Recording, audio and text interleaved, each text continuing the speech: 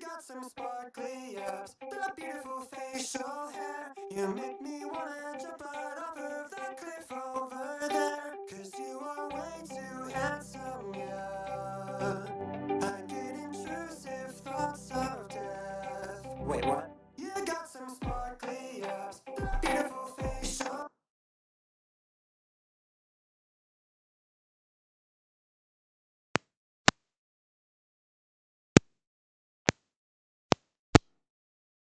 Hello? Something's going on. Da. Stuff is happening.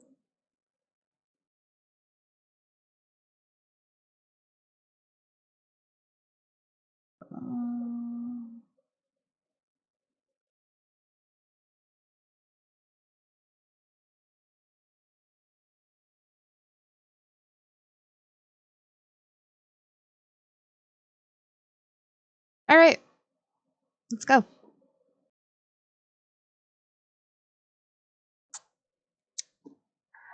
I have redone this.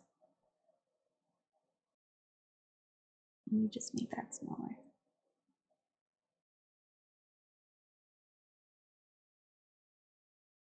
So this is the lady's choice. Last time I played this was a bit ago. Actually, I think I have it still. Somewhere. My thing. Oh, it is. Was it November of last?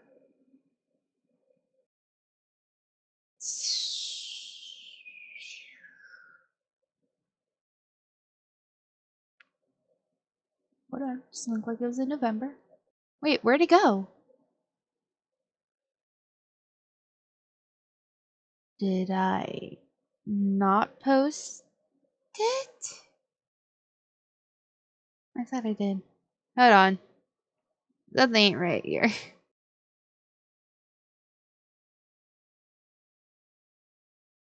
I am so confused. Where is... I am pretty sure I posted it. Because I stared at it for a good long ass time.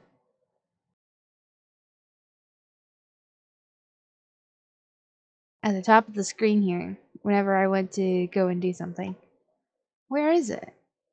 There it is. Oh, it was in October that I did it. I was way off. So it's like back here, October. It's November.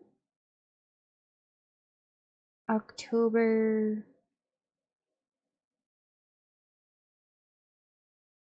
Oh, where?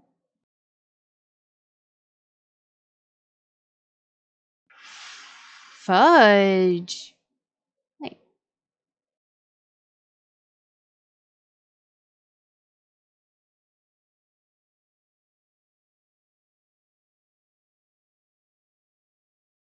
What the? Are we sure it's October? Hold on. Last update was on October 14th.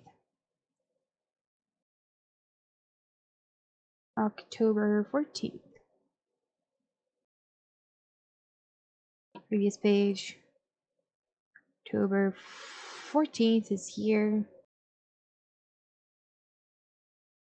I only have 2 things, and that's the 100 Baby Challenge thing.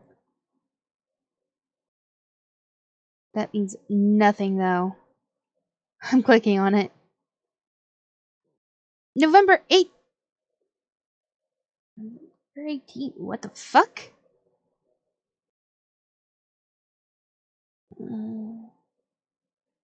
November 18th here, people. There it is! Yeah, there it is. I did Captain Blake's route. So, Captain Blake is now off the market for us, so we don't, redo it all. which is really saddening.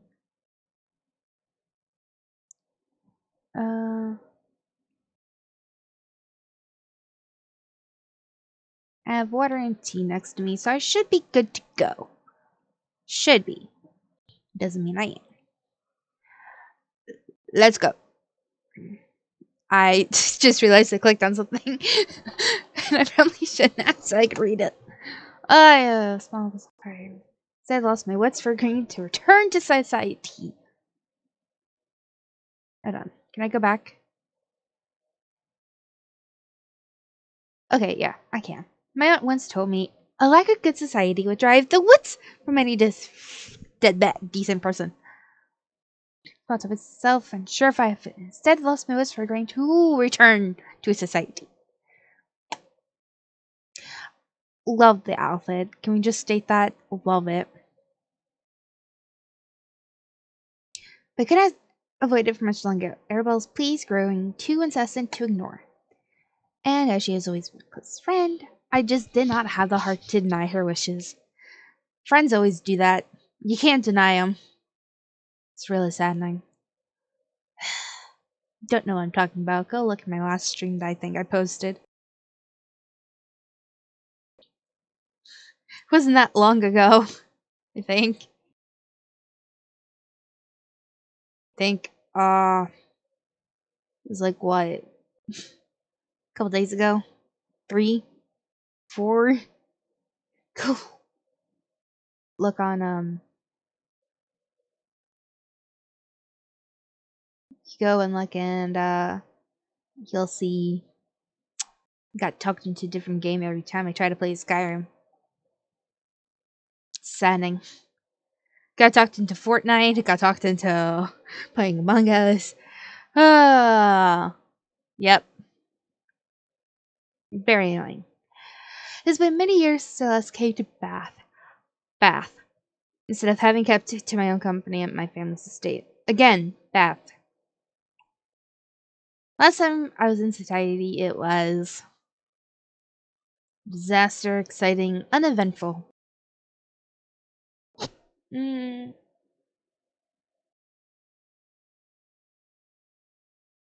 Uneventful. It had been rather uneventful. Society had little interest to me. Nothing had happened to change my opinion otherwise. At most events, I would try to engage in general chatter, such the company I knew only well, remark on how one function was much like the other, remain quiet unless spoken to. This is my response. Because it was. I could just clap. Everyone knew this back then.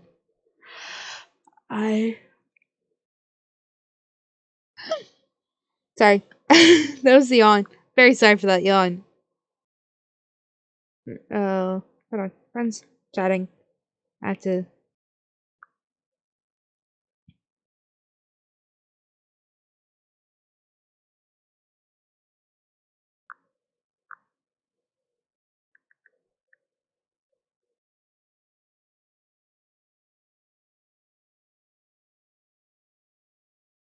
Something happened.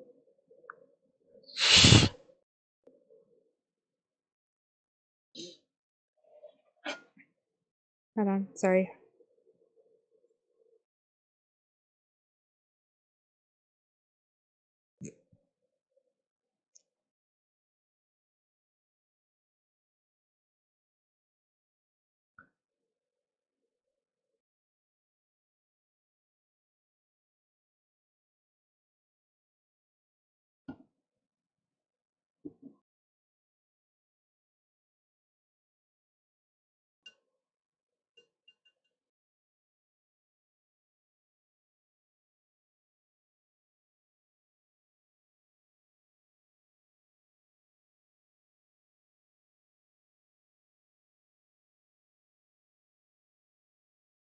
Hmm.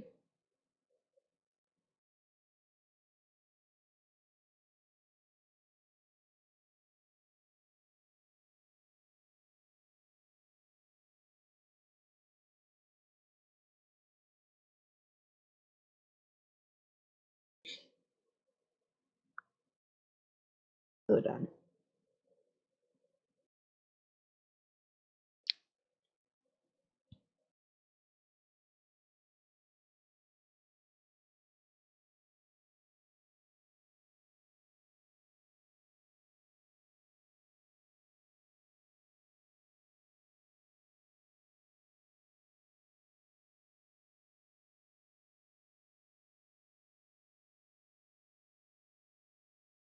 Hmm.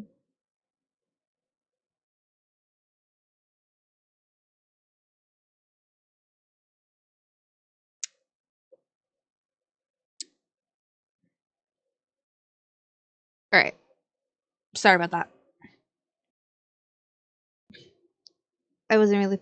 I'm gonna put it on Do Not Disturb now. So the messages will pop up, but I will not see them. Very sorry. It was just friend's very message, and so I had to answer.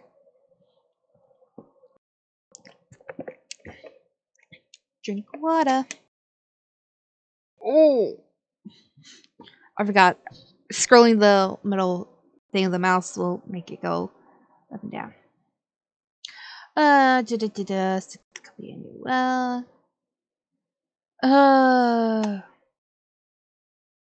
best review and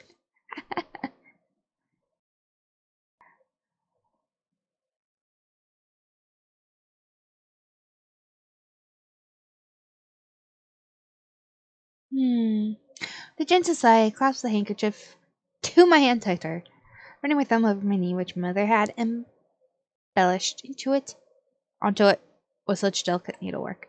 First name Beanie. We're not going to talk how I did that. What's a good last name?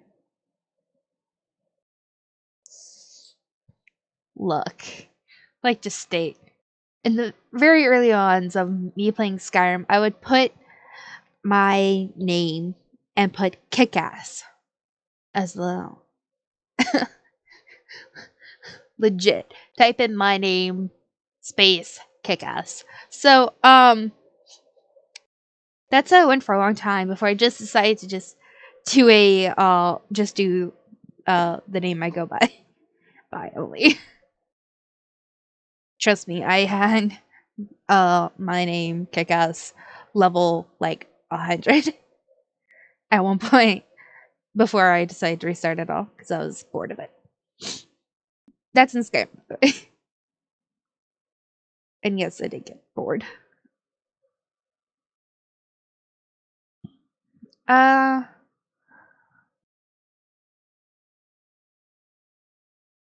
let's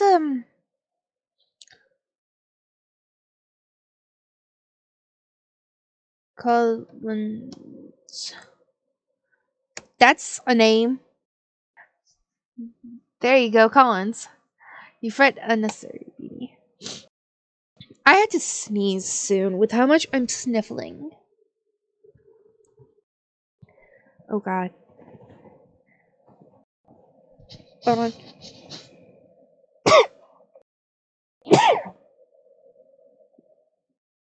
I called it. Hold on while I mute so I can blow my nose.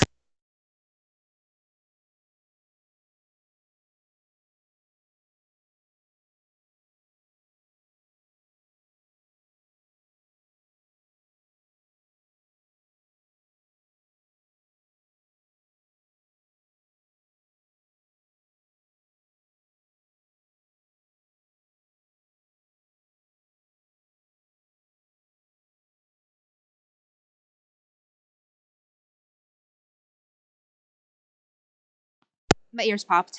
It's always bad when my ears pop. Ah. I'm like, ah! Alright. Give me a second so I can hand sanitize my hands.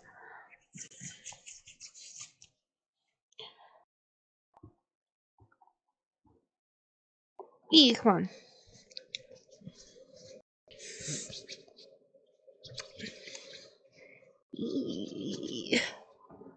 Where did my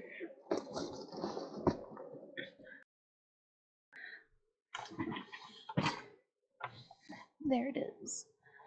My lotion. Because you should only hand sanitize your hands so much.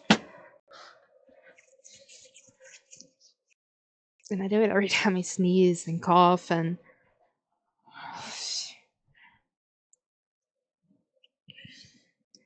you gotta make sure you don't crack your hands. It's painful.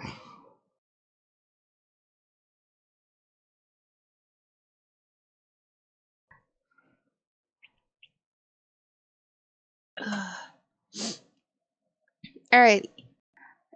Arabella lays a hand on my arm and I shift my gaze to her, smiling softly. I believe you'll enjoy returning far more than you suppose. Is there like... Whoa. Is there sound in this game? There is. How much trouble did I get for having this? Fool. Oh! Okay. Okay. Save. We're good.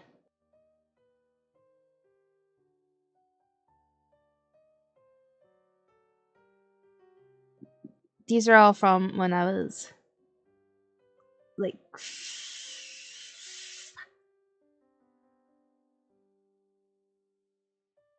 yes. Okay. All those saves were like from when I last played it with Sir Blake. Her smile returned to one of mischief, and society will join your company far more than it may remember. You say that. You say that. But I'm an idiot. Let us hope so. Throw gradually smooths. You know what? I want to make them in the Sims. Maybe I'll make the other characters as well. Cause is that green or brown? It looks green. But the thing is that when you move far away, it looks brown.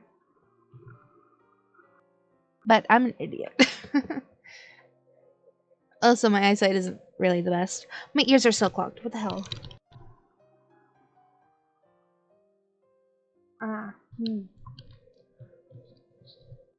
They have the pressure that they're clogged, but they're not. The road gradually smooths, announcing arrival into town from the country road. Oh, not far until we reach the house. Expect Lord Cullen's servants were surprised by the announcement of your staying in Bath. It's been a long time since my father sent word to town. House Steph? Da da da da da. I hope it's not too much of a bother. It's not too much bother for them to prepare the house. It's sweet of you to worry on their behalf, but I'm sure a bit of work will do them good. It's been such a long while since anyone from your family has left the country estate. I imagine talking returns the main topic of conversation. Can't help but stiffen at the thought. Leans to look out of the window, a smile lighting her face. Here we are. Stare at our house. The last time I laid eyes on it, being so long ago. It has changed a little. Shall we go in? You cannot very well proceed before you into your own house. She goes to chuckle and I spell return. Before eventually making my way inside. Yells Niels. As soon as we step inside, a somewhat familiar face steps into the foyer to greet us. Welcome home, Miss Collins. Johnson, our butler, has aged considerably since I last saw him. The once stout brunette man now turned into a slightly hunched gentleman, with far more wrinkles than hair.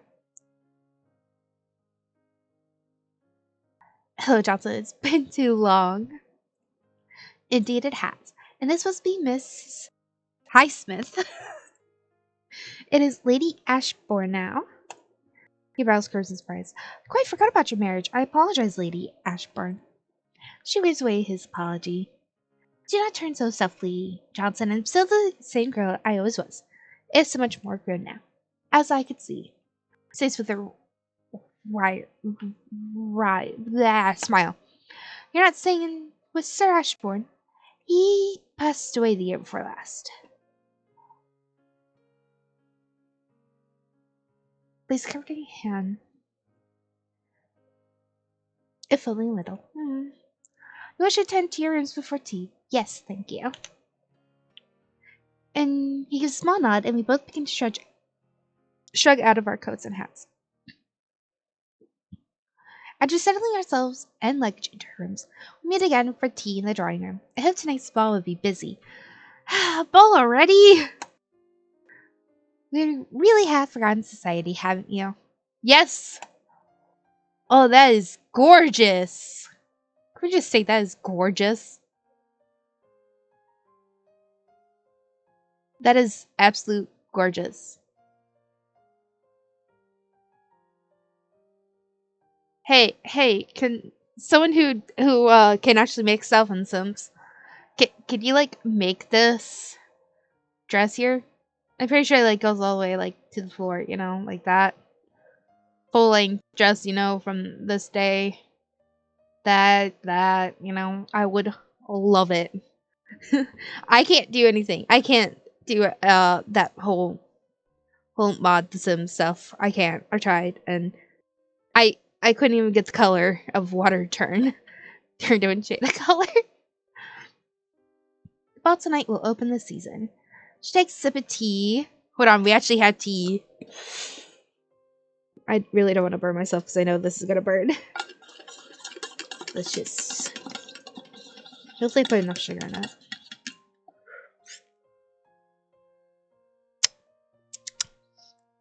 Yeah. Takes a sip of tea, staring at me over the brim of her teacup. Everyone will be in attendance, including us.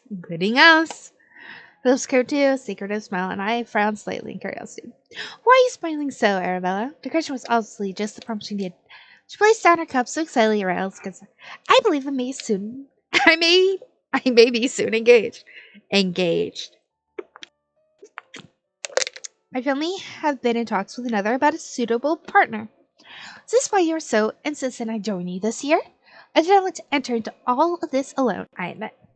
And you were there for me in my last marriage, even when no one else was. Your advice in this is the only one I would care for. I understand. So who is he? She's just back in the seat, picking her cup up once again. Hold on. I didn't mean to drop the cup. It's titanium. We're good. I cannot tell you yet as much as I may wish.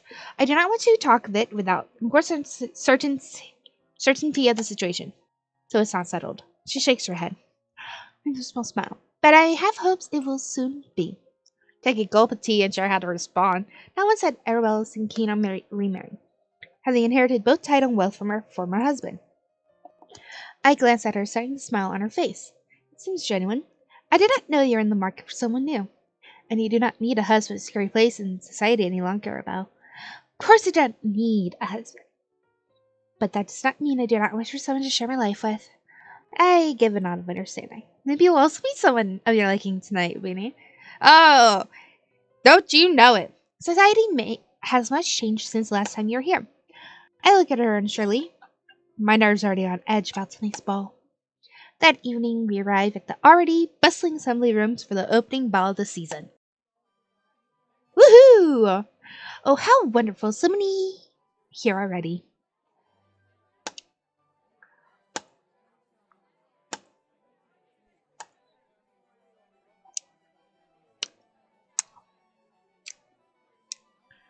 Uh-huh.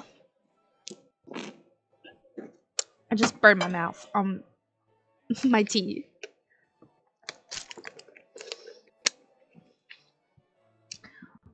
Jordan is supposed to contact me when he's awake. Hold on.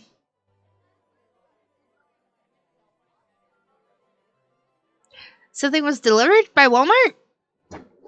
I had to go and check. I can't leave it outside. Yeah.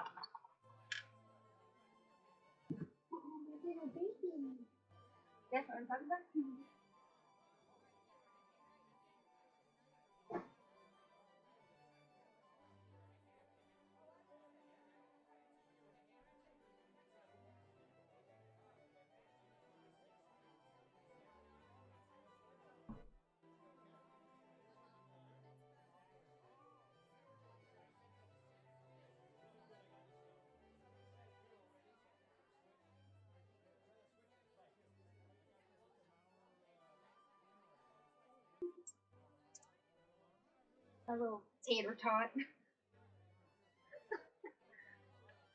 Huge ass bag for a small ass little thing. I don't know. Nor will I be looking into it.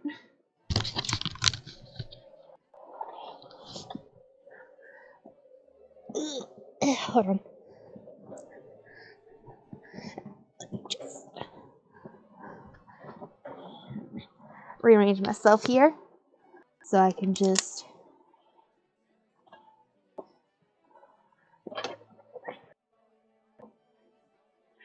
Yeah. I'm gonna drop stuff. I'm not paying attention.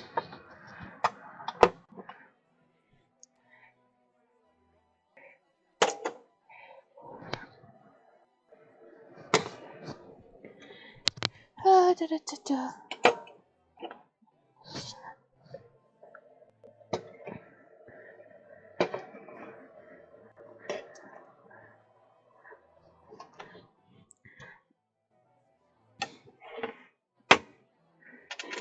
Headset, move.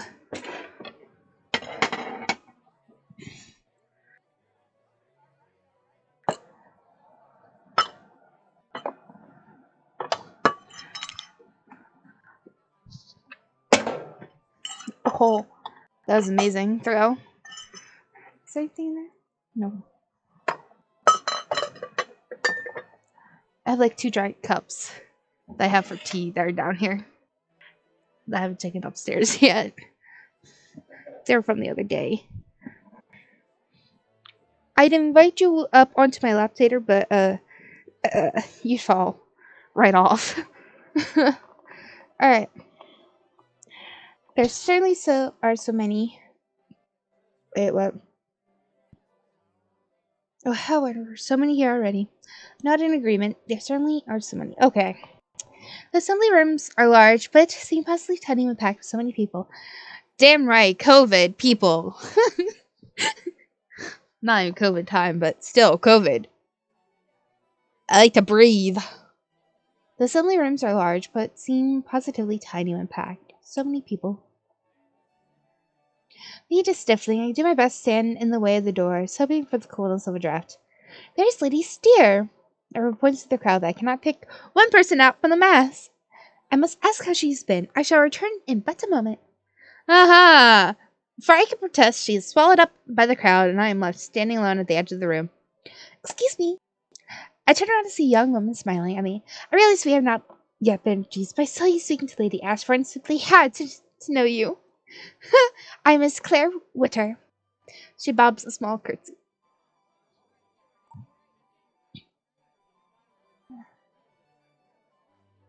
Hold on, let me just save. Should definitely do it here. Get rid of that, yeah. We're gonna have like 3 saves here. 1 for each dude, so we can just go for it. Hold on.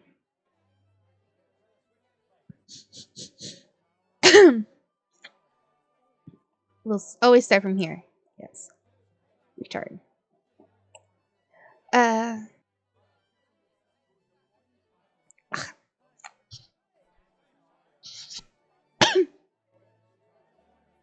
Sorry.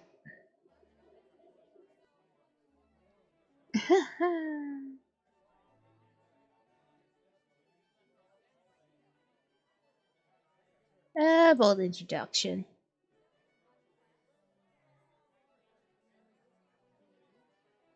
Hold on. Oh, return. Let's just do Bob Small curtsy. I didn't need to go that far. Quite a bold introduction, Miss Winters, and I'm pleased for it. Dropped in a small curtsy myself. I am Miss Beanie Collins. You're Miss Collins? My mother has spoken of your return. Have you truly not been to town so long? I stared a little at the eruptions of the questions. Miss Winter's obviously a lot younger than her looks would suggest. It's been quite some time, yes. Then you must be simply desperate for enjoyment. How dull it must be in the country. I barely have time to open my mouth to respond before she speaks again. Come, we must dance. I have a partner waiting for me, but we shall find you someone too. She takes my hand, tugs me to one side. Oh, Mr. Amsbury. Close up, search out the person she is called. Mr. Amsbury. She wished her voice to be heard over the din of people. I finally managed to free my fingers from her excited grasp. Can I help you, Miss Witter? A rather joyful voice as from the sea people. I glanced up to meet eyes with a handsome, beautiful face framed by thick locks of blonde curls. That's not blonde. That's blonde. That is not blonde. That's blonde. That is not. Unless that's supposed to be like a dirty blonde, that is not blonde. Lawrence, this is Miss Beanie Collins, and she is without a partner for this dance. I can't help my cheeks heating at the forward nature of the young woman. I apologize. I'll be most happy to rectify the situation, Miss Collins. Before I can speak my apology, Mr. Amsbury holds out a hand towards me. Why not? Thank you, Mr. Amsbury. He gives a wide smile as I place my hand gently onto his. We make our way towards where the other partners lining up for the dance. When the music begins and the line of ladies takes a step forward, the men doing the same to meet in the middle. I take Mr. Amsbury's hand again. We walk in unison down the middle of the room. You should not be offended by Miss Witter's forward manners, Miss Collins. Her friends have rather indulged her, and she has little worry of upsetting the rules. So I could tell. Yeah. But only more aware of her disposition, wouldn't you agree? We part from him taking a turn about and then the said partners for meeting once again.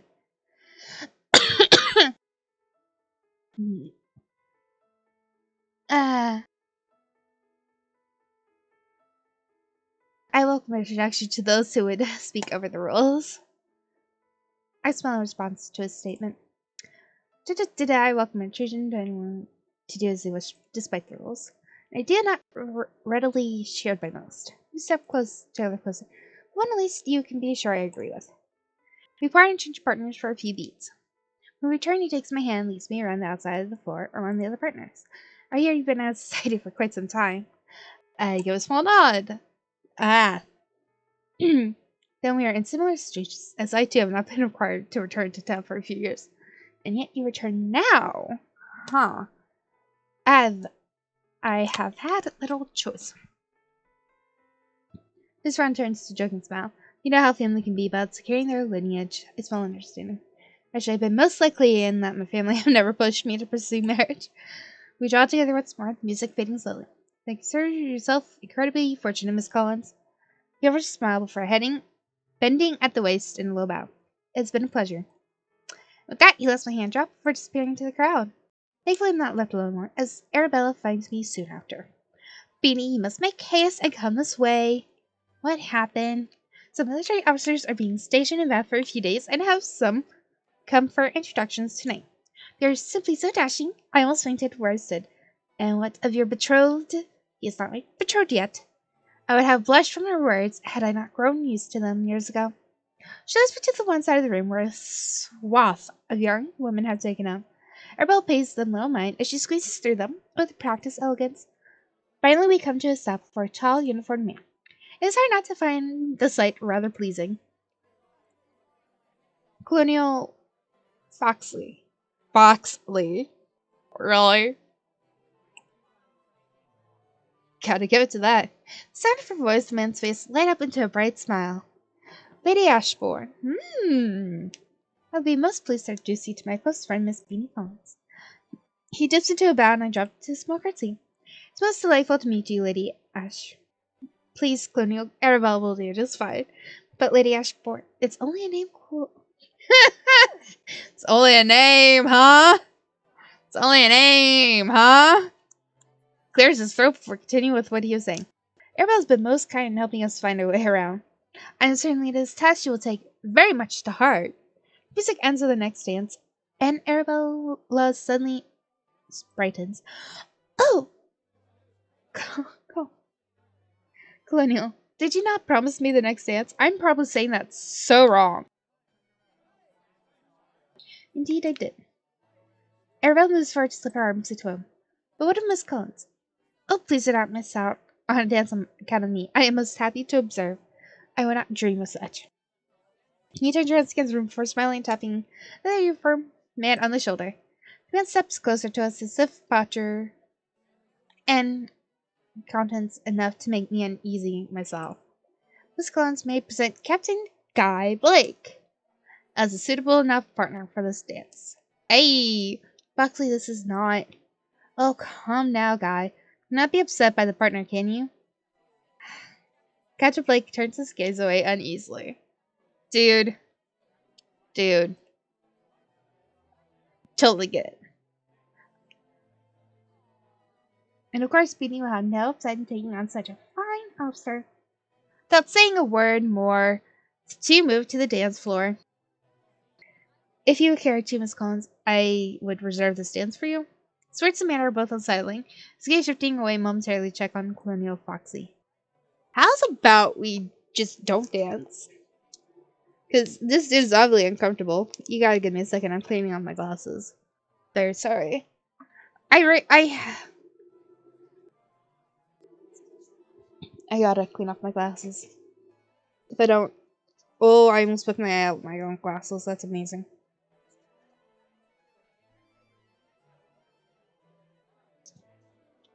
Yeah. It seems that when I wake up, they're always smudged.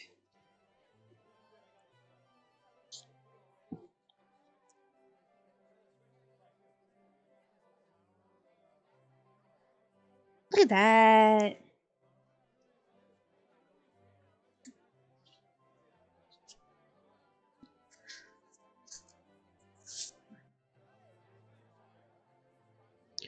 Boop, boop, boop, boop. Ooh, much brighter and nicer.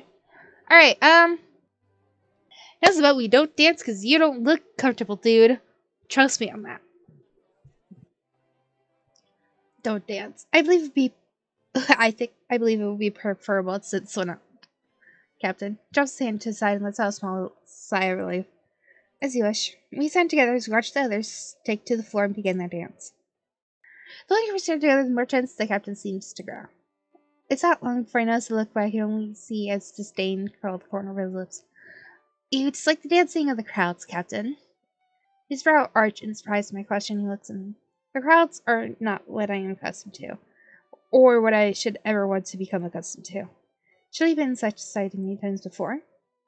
My attendance here is due to my rank, Miss Collins, not my worth. Ah. I try his meaning a little hesitant to ask more on it. I simply let the conversation dwindle. But I hope you do not take offense from my statement.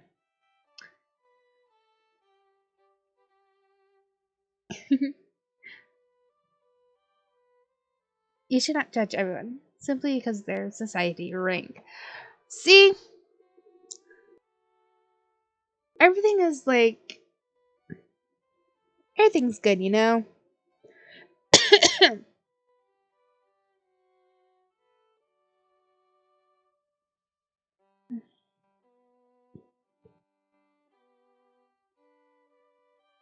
Ah, my ears popped again.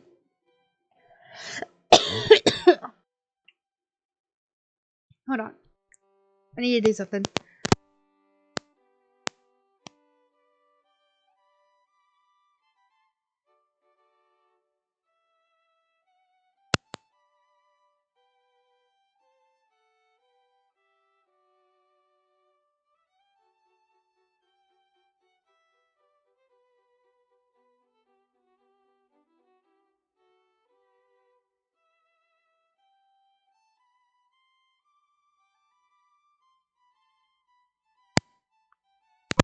I'm very sorry about that.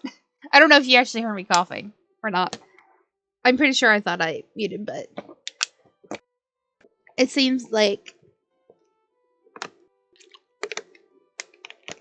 my throat is coated in like fucking saliva, and it's like when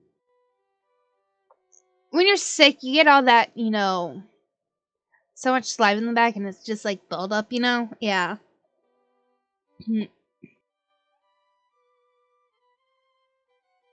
uh, I do not take offense, quite honestly.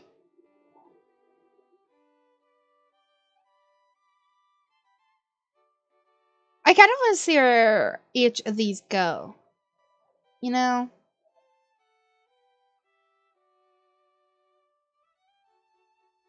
Look on that. Yeah. Eh, find a good practice to take little fuzz from everything.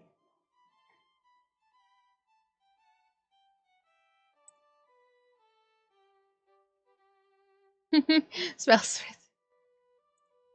You take pleasure in teasing those around you, Miss Collins. Only they are open to take a little offense themselves. I give a small laugh, and the smile winds a little. When the dancing is over, I think that was the best one. Ah! Did that.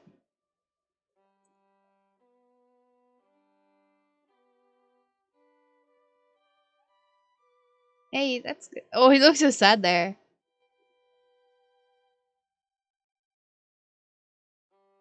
Uh, did I click on taken?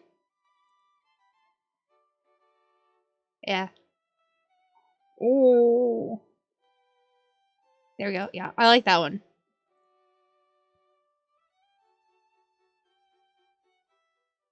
You should have taken Sky. Miss Collins did not care for it. It is true that the captain was very gracious to offer. That's the couch frame smiling at me in gratitude. Well, I enjoyed the exercise. It was indeed a most enjoyable distraction. After bowing, the captain colonial had leave us to rejoin their fellow officers. I most regret not bringing a fan, for I suddenly feel quite flush. Arabella! I cannot help how my body reacts to such a man beanie. I do not believe anyone would. I left quietly before I noticed crowds around this party. What is Lady Thomasina Huntington? Who is Lady Huntington? Really, Vinny? Have you had no interest in idea at all in these years? Never mind. Yeah, I was about to say I don't think so. But in the country, I don't really think I care. Just for me, a wise woman approaching us has caused the crowds to tremble like scared mice. Lady Huntington stops before us. We drop short curtsies, though the woman does not return one. Rude. Though you're old. That seems really mean, but I mean, look. Lady Ashbourne, this is your good friend, I assume. Yes, Lady Huntington. May I present Miss Beanie Collins? The woman glances over me with a close glare, one I can only believe has been mastered over inspecting many a young woman. When finished, she snaps her fan shut and gives a small nod of satisfaction. Son of a bitch, I even said that wrong. You'd have to try and fix it. You have been out of society for so long, Miss Collins. You must be thankful your parents let you return. Though she did not speak at his question, I cannot stifle the urge to make a reply. It's not a society of my own choosing.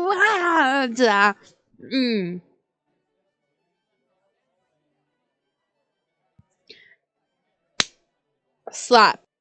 That's all. See, I would not survive back then. Because my temper and my mouth would get me in so much trouble. Trust me when I say that. I'd get in so much trouble with my mouth. My mouth that legit curses like a fucking sailor. I had to. I legit had to. When I'm editing videos, I had to legit remove so many. A good, like, section. Maybe, like, a good, like, 3 minutes of video. Because I curse so much. And I want people of all ages to enjoy my videos. So it's like, yeah, I gotta remove the cursing. So, little kids can, watch. Ugh.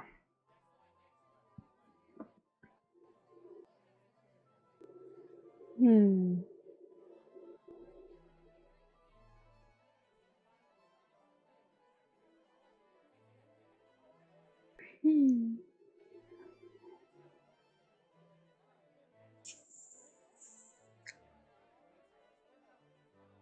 Is it just okay to just go?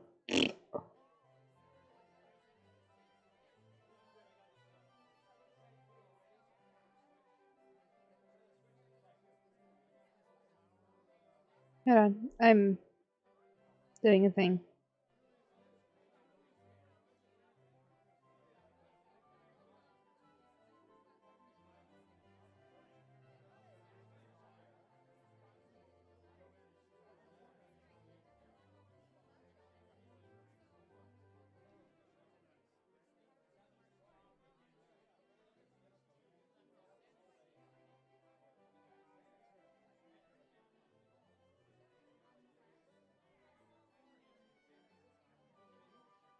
I still want to slap her.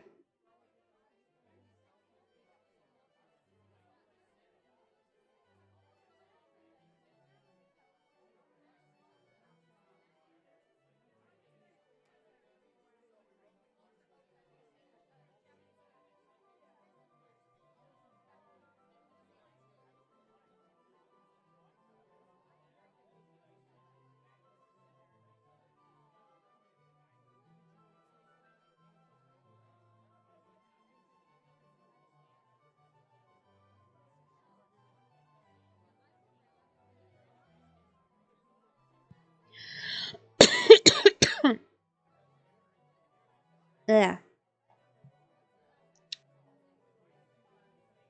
Kiss my ass.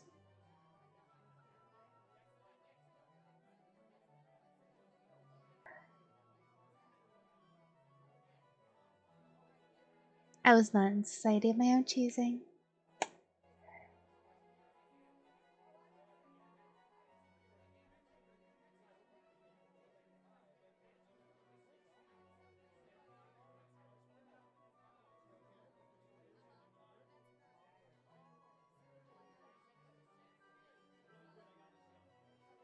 Hmm.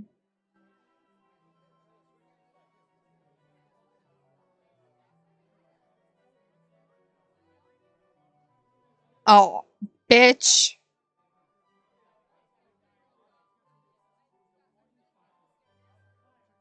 Hmm.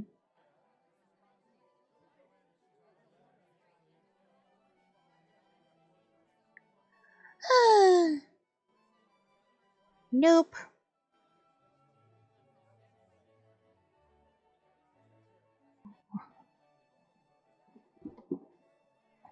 Almost forgot? Well, I could never altogether forget any invitation from that man. Shake my head slightly afterwards. But what of you? Go enjoy the company of your officer, Arabella. Doesn't need much more convincing than that before giving a broad smile and setting out to find her uniformed partner. All the partners begin to move to the dance floor, shuffle to one side out of the way, only to being right in someone beside me. I apologize. Believe I should be the one to make an apology, miss. He glances to the side and then returns. How about I make up such calamity on my part with a dance? Now raises a hand towards me. I can assure you I'm not anywhere near as clumsy when on the dance floor. But we are not yet introduced. You and I know for the fact.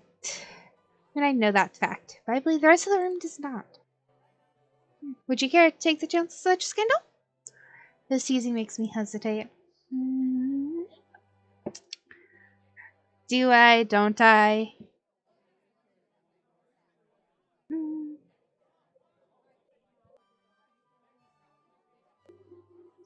See, the dude before, he looked very uncomfortable dancing. Hmm.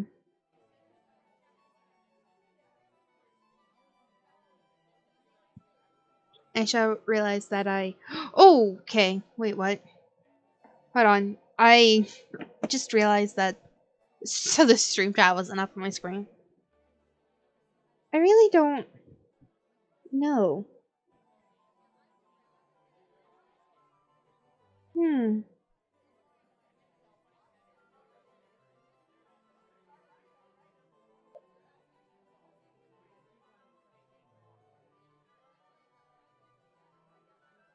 Hmm.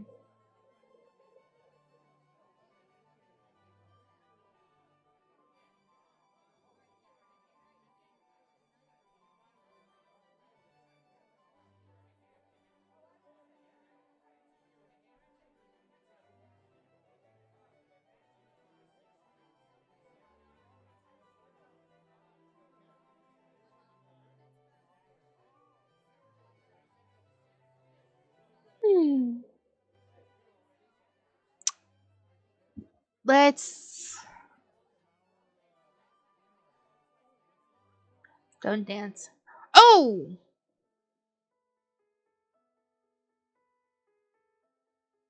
we're just gonna go. Hesitate. Don't dance. I'm afraid, sir, that I have scandal quite enough without taking to the floor with a stranger. Stand back. Smiles raising surprised at my statement. I mean, I'm surprised to hear such. And also now I'm most curious as to what a young woman such as yourself could be scandal to. It has been many years since I have returned to Bath, which is gossip enough for most people. Yes, I can certainly imagine. We sat together to observe dancers as they start in a swaying dance. I haven't entered the screening society for some time, so you're in good company. And what folly have you committed, may I ask? Oh, something far worse than absence of company. I cannot help my curiosity being piqued, but he continues before I can ask further. It's rather refreshing to meet someone who does not know of me before they have even met me. I wish I could meet such people. That. Wish I could meet more such people. Please, the only people who would not judge are those ensnared in scandal themselves. People do not do wrongful acts, they should have no fear of scandal. I assure you, most people form my own opinions. I would not have judged you before meeting you, even if I knew of your scandal. I would not presume to judge you before meeting you, even if I knew of whatever gossip surrounds you.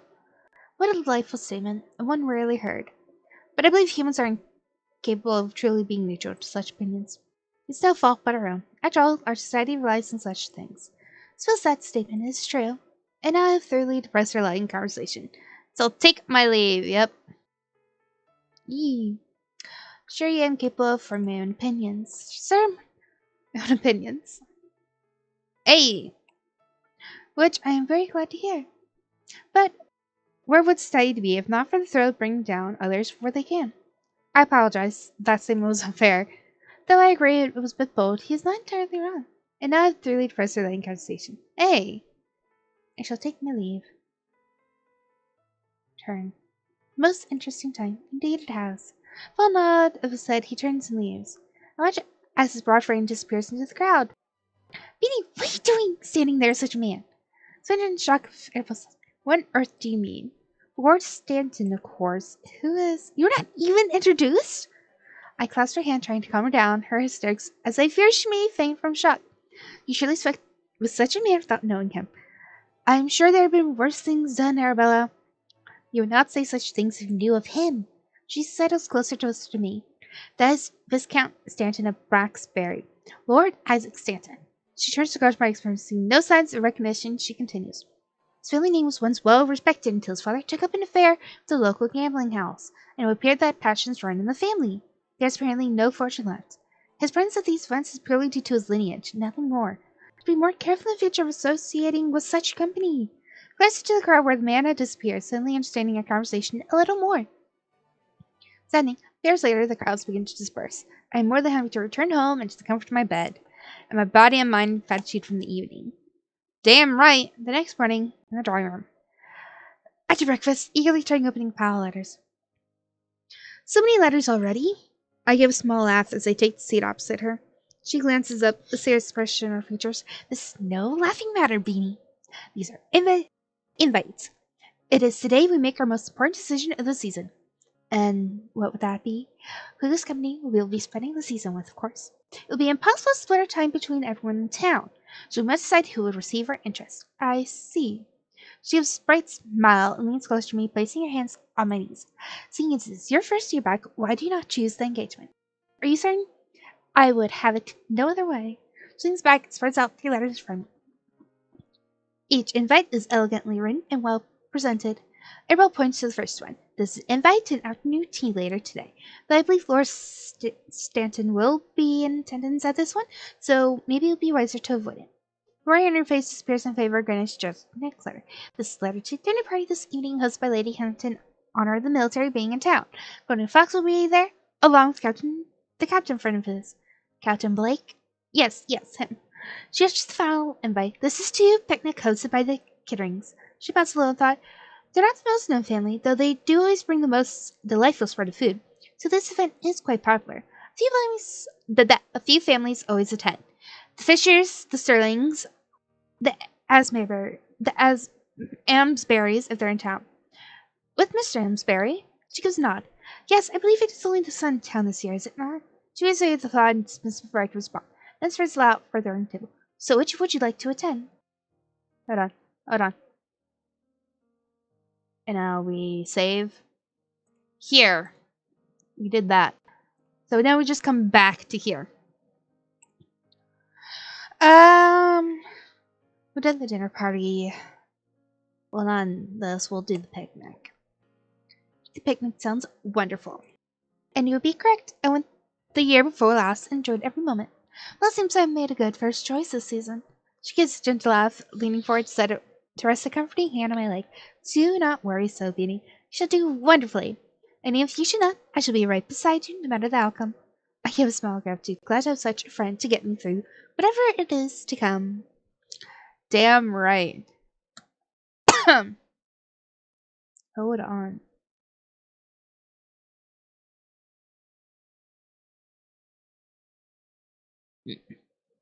That afternoon, we don our coats and hats and head towards the park where the picnic is being held.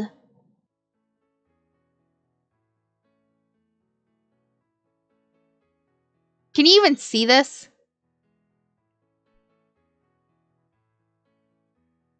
Realization has hit me. Can you guys even see this?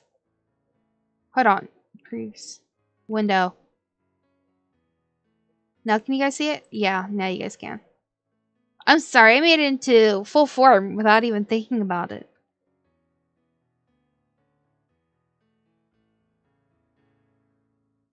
Stretch the screen. I'm sorry, that'd be better.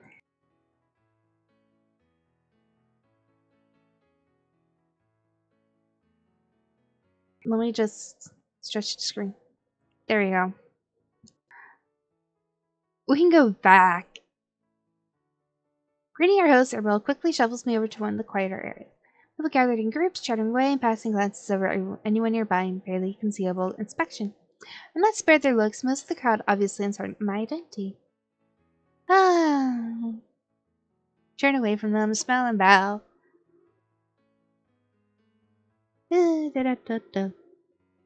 My nose, bitches. Eee.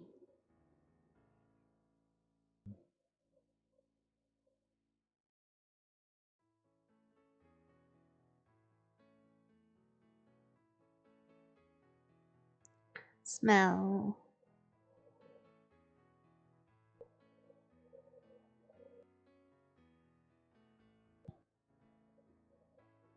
Smell and bow head. Merely smile, tip my head in their direction. There's no harm giving a good impression, even if they do not yet know who I am. Arabella had managed to find a spot on a picnic blanket, and was just about to sit when a lightly familiar voice calls to us. Lady Ashbourne! We both glanced to one side to see the source of the cheerful call. Hey! Quickly furnishes into a bright smile. Why, Colonial Foxley, I did not expect to see you here. I had heard word that the military was to leave Bath. That is correct, though some of the officers have remained behind. We've been lacking in good society for too long, because the last that assures us. So you will be staying the whole season. I cannot help but smile further at the woman's barely contained enthusiasm. Indeed I shall be. That is most wonderful to hear, Colonial. His gaze flicks me as though only now realizing I am there too. Miss Collins, was it? I give a nod, and he gives me a small bow. How lucky I am to stumble upon you both. The company of my fellow officers would feel stale compared to yours. Then I hope you will join us. She gestures to the picnic blanket, barely big enough to seat two people. I would not wish to intrude, Lady Ashbourne. Nonsense. She steps closer, lacing her arm into his. And did I not tell you to call me Arabella? He. This is so adorable. His voice deepens, and I shake my head at the pair as we sit and attempt to share the small blanket. I take about hours of lively conversation, begin to find myself half forgotten by that entranced pair. Give the excuse of need to stretch my legs, I leave Arabella and the Colonial to as much privacy as they can manage among so many others mingling in the park. I head slightly away from the hustle and bustle of the picnic, finding a quiet area where bird song can be heard. A gentle piece of it tempts me further away from the picnic, and I only come to a halt when I find someone blocking the bridge ahead. He looks back to me and seems too distracted with staring at the waters of the pond below to notice I'm there. I assume he is with the picnic party, as he is without his coat and hat. Looking to escape the picnic too? I take a step closer, though he still doesn't notice me. Were you also looking for escape from the picnic? His head flicks around to my face to speak, and my eyes widen in recognition. Mr. Amsbury! Miss Collins. Except for my surprised silence before he gives a chuckle. I apologize. I did not mean to act as a barricade across the bridge. You seem quite lost to your thoughts. Yes, well, these kinds of gatherings tend to bring up certain topics I have long avoided. He smiles and I step closer to him and the bridge. What topics would those be? Oh, the usual conversations. Relations I have not seen since childhood, my sister's vastly superior accomplishments, my lack of regard for society. He then sent me to regard my reaction as overly honest statements. I gave a smile settle my expression. Have you also been bombarded by the same talk? Seems I'm much luckier than you luckier than you in company at this event, Mr. Amsbury. Yet still here you are, away from the crowds. Maybe instead of you feared being interrogated on, according to my elders, the only topic worth mentioning. This time I do pursue my less in confusion. Marriage. His tone of dulls, and I notice his shoulders shrug in silence. Marriage is not of interest to you. His brow cracks into an arch, before lips tense in thought. I wouldn't say that. He shuffles around to rest against the stone railing of the bridge. I'm just not interested in having my future partner picked out for me based on title or wealth. I do not wish to marry for convenience, but for love, for passion. My hope for this life is to meet someone and have an instant connection. An instant connection.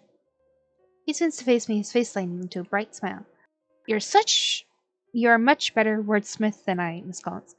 But yes, that's exactly it. How fortunate that we should have had the same thought. Would dare to say we would have a connection of minds, would we not? His gaze holds mine. His deep brown eyes much more amber in color than I had realized before. Da-da-da-da! The heat settles my cheeks from continued gaze. You're romantic, Mr. Amsbury? I'm thankful for a cool breeze which helped settle my blush.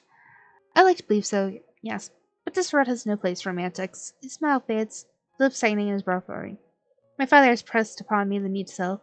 Do not find a wife by my own means this season, then he has already chosen one for me. Can you not just refuse? For he offers me a smile. Though it seems sad, you are lucky to even be able to have such a thought, Miss Collins. I envy you and the family you must have. Should I refuse, my father will disinherit me. Damn! That stone face too. Smile and laugh return. And I admit freely that I do not wish that at all. I cannot help but avert my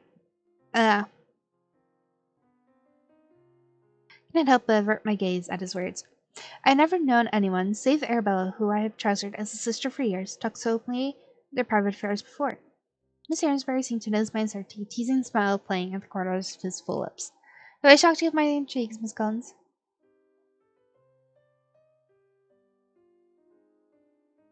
I am only pleased that you feel you can speak so openly to me. Especially as you do not know me. Then hope we will come to know each other well, so as we can speak more often.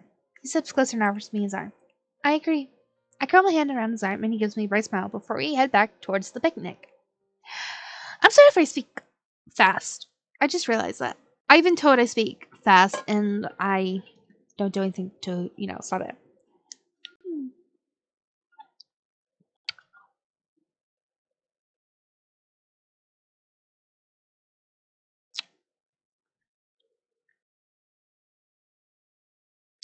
I like to say this is how I do my trees. I like to say at least theirs actually looks like trees. No matter how I try to do it, it just looks very badly.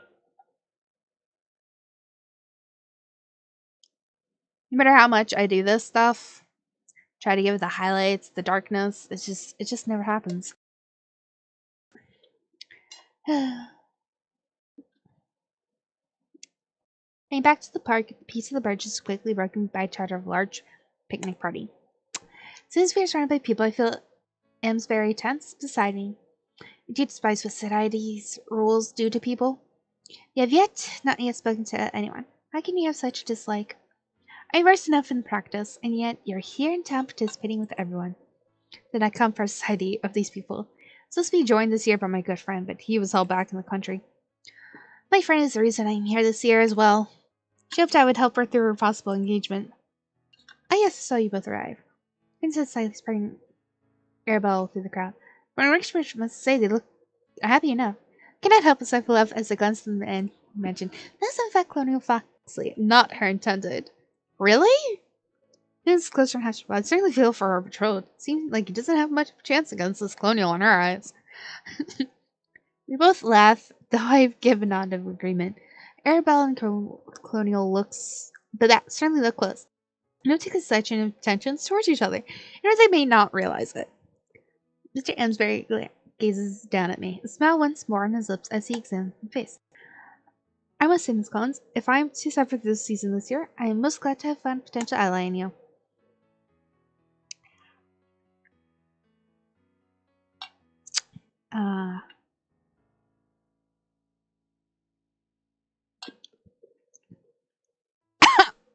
Oh, went down the wrong pipe. Oh, God. Did I say it went down the wrong pipe? It went up in my nose. This is why you don't attempt to breathe while drinking.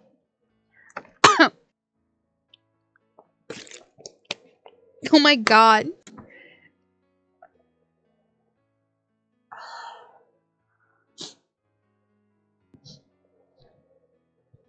Oh god. I knew it as soon as I took a breathe through my nose. I was like, "Ah, oh, damn."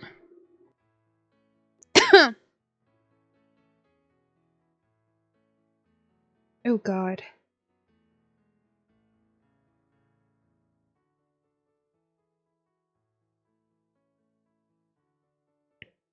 I'm sorry, what? Hold on.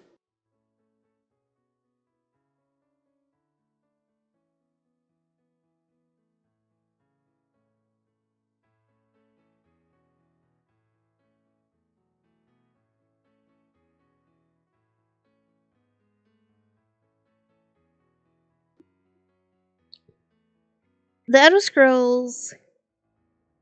Oh yeah, hold on. Scar may be a teenager before we see Elder Scrolls 6. Very sorry I'm taking a break from this, but it popped up on my newsfeed when I pick up my phone, because I have a little phone holder that should put it in, so I can see if anyone actually, I have to keep it so I can see it, so in case my mom or my niece's school calls. The Elder Scrolls 6 is only in pre-production, and it may not hit gamers' hard drives for years yet. I'm going to cry.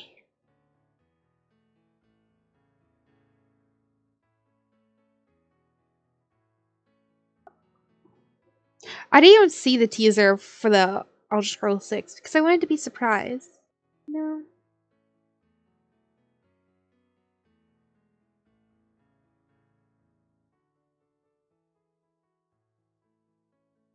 Yeah.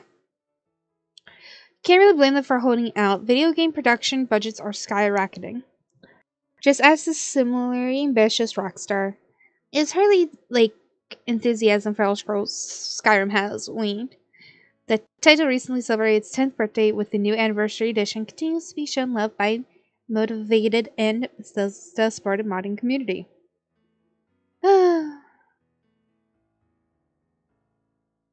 Its title and primary location are yet to be revealed. Expectations are high, and it's a fact that developers are all too aware of.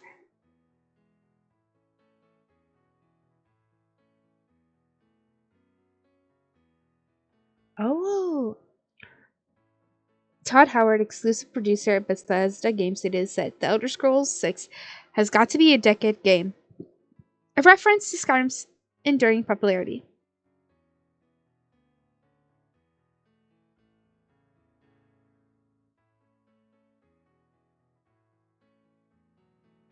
Mm-hmm.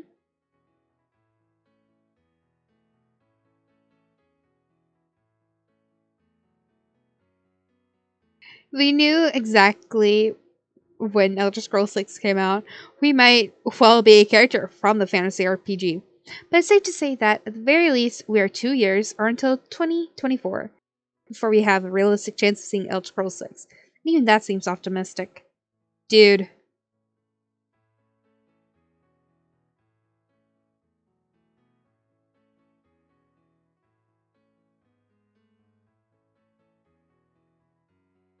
There. That's announced both titles their parent company, ZeniMax, purchased by Microsoft in a... Whoa. Make future games exclusive to Xbox consoles and PC.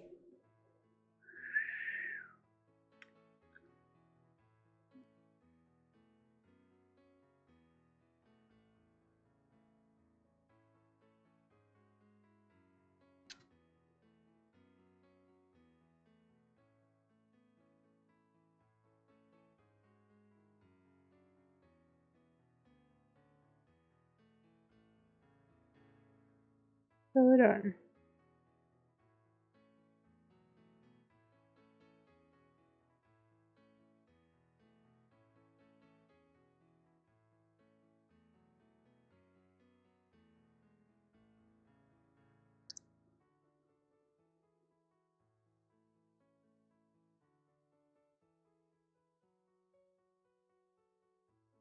Wait.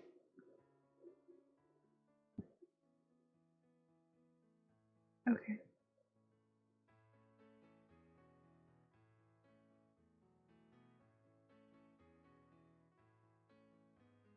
Skyrim is 10. Who else feels old? Skyrim is 10. Then you got The Sims, which is like 22 years old.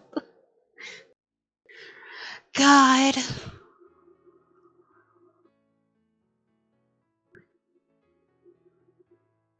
Everything is old.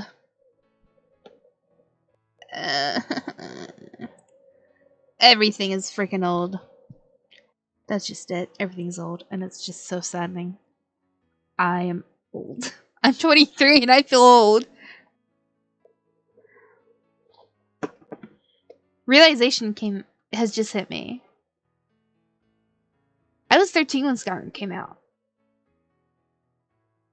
Holy sh! Technically, I was 22 when Skyrim came out, but technically 12, 13, 12 to 13. My God. If it came out directly in November of like, then yeah, I was 12.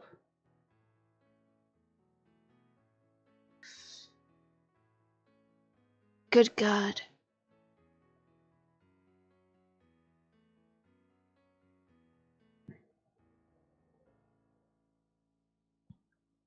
Alright. Now that we're done with that.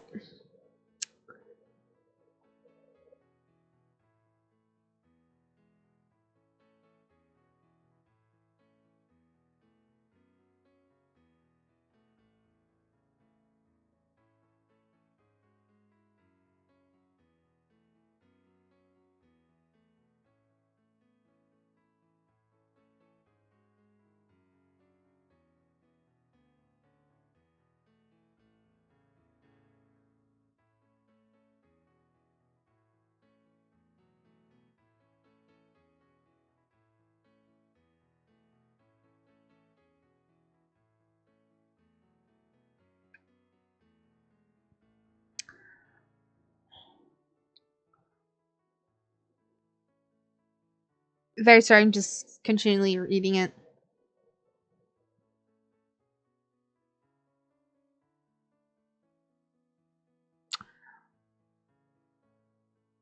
Not potential. Sorry, one. Your certainness puts all my other friends to shame. Lantern whelps, the sun settles, and I'm suddenly starting to gaze. Heated sun that is making my breath catch. There to meet his eyes, and him that I'm most pleased as some palms Mr. Adams barely when I did. The listening flicked down the glass crushing.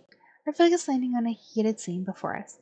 Lord Stair, plump man with a red face, baring his teeth at Mr. Randall, who was himself looking just as crimson with fear. That cane belongs to me, sir. How dare you? Do you know just who you're throwing such accusations at? A pompous prig who steals property of his betters, that's who. Oh my. You'll regret even thinking such slurs. The insults nearly soon come to blows, Mr. Randall raising the offending cane like a sword. The lucky discerning servants step in for anything poorer than getting words can be done. What on earth could that been about? I glanced at my side, see Arabella and Colonial approaching. Arabella smells to me to come to stop, her gaze falling to the hand I still have curled to Mr. Asbury's arm. So I believe I had the pleasure. Oh, of course I do apologize. I step away from Mr. Amsbury, noticing his disappointed frown as my arm falls from his. Mr. Amsbury, may I introduce my dear friend, Lady Arabella Ashbourne? She dips into a small curtsy, and he bows in return. And this is Colonel Foxley. I believe we already have an acquaintance. We grew up in the same country as children. Ernest Foxley. Two men laughed, and Amsbury steps forward to clasp Fox's arm in it. Genial agreed. You done well, Foxy. Last time I saw you, you were struggling to keep up with your brother. Yes, well... the Colonial, because the two men step apart. That you have much trouble in doing so nowadays, eh? Remember there is with the clergyman. Good man, then. We are most proud of him, yeah.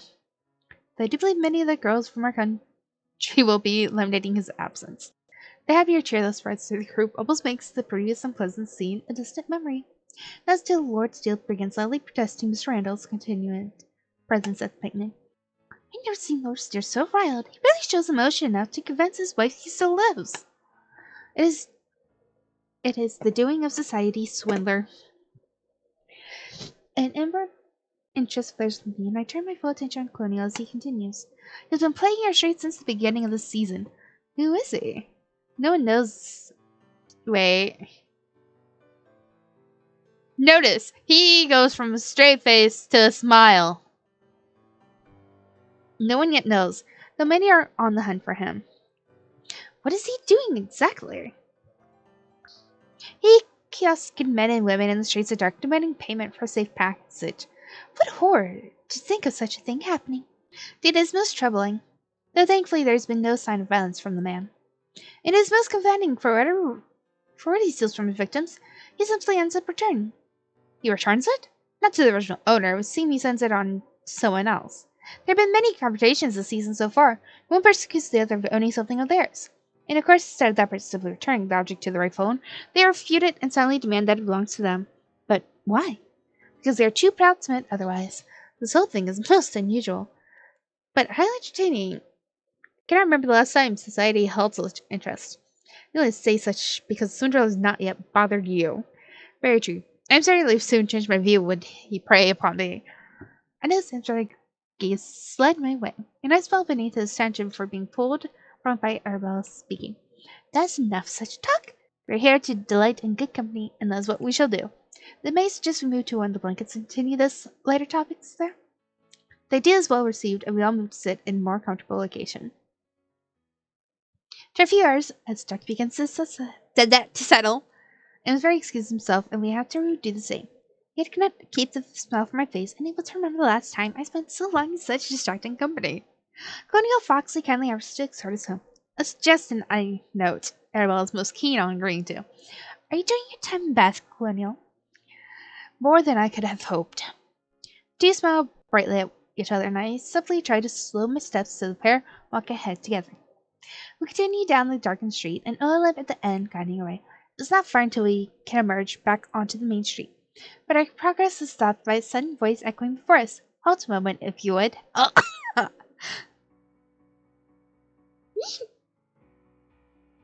I stared at the man before us, his face cloaked in shadow and half hidden by a rather flamboyant dark hat. That is a really flamboyant hat. Like, so extra.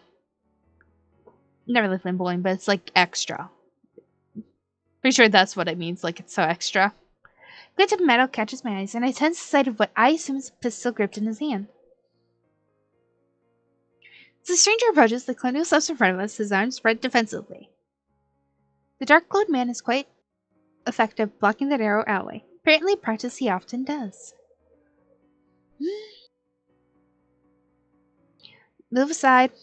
I pledge the strength of Colonial's voice, not expecting such a normal, gentle man to be able to sound so assertive. The stranger merely laughs and continues to approach.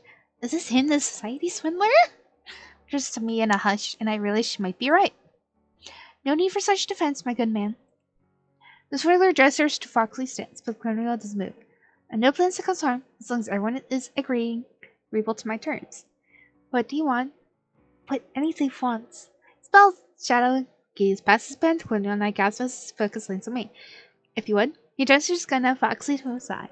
The Colonial stiffens. Come now, I promise no harm, but you must move. Arabella places her hand on Foxy's arm. It's all right, Colonial. Do not get yourself harmed on our account. Arabella.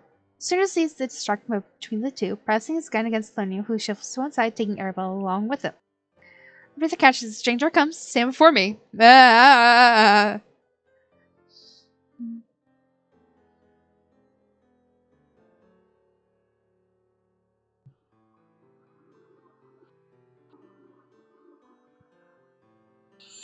I'm not sure why, but I don't feel as fearful as I know I should.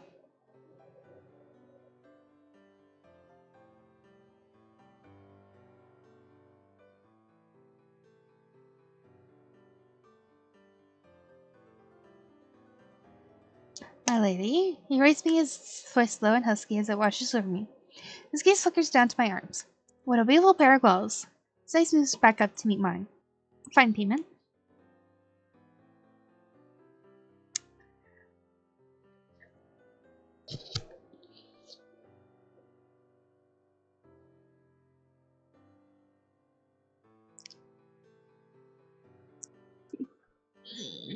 I want to say he looks somewhat familiar. But I'm blind, people.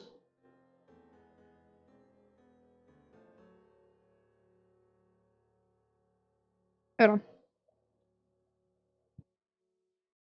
Sorry, it feels like I have to hiccup. Burp, whatever.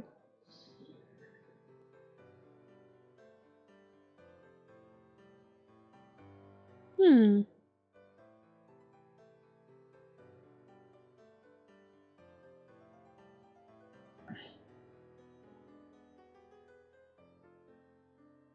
What could you possibly want with a pair of women's gloves?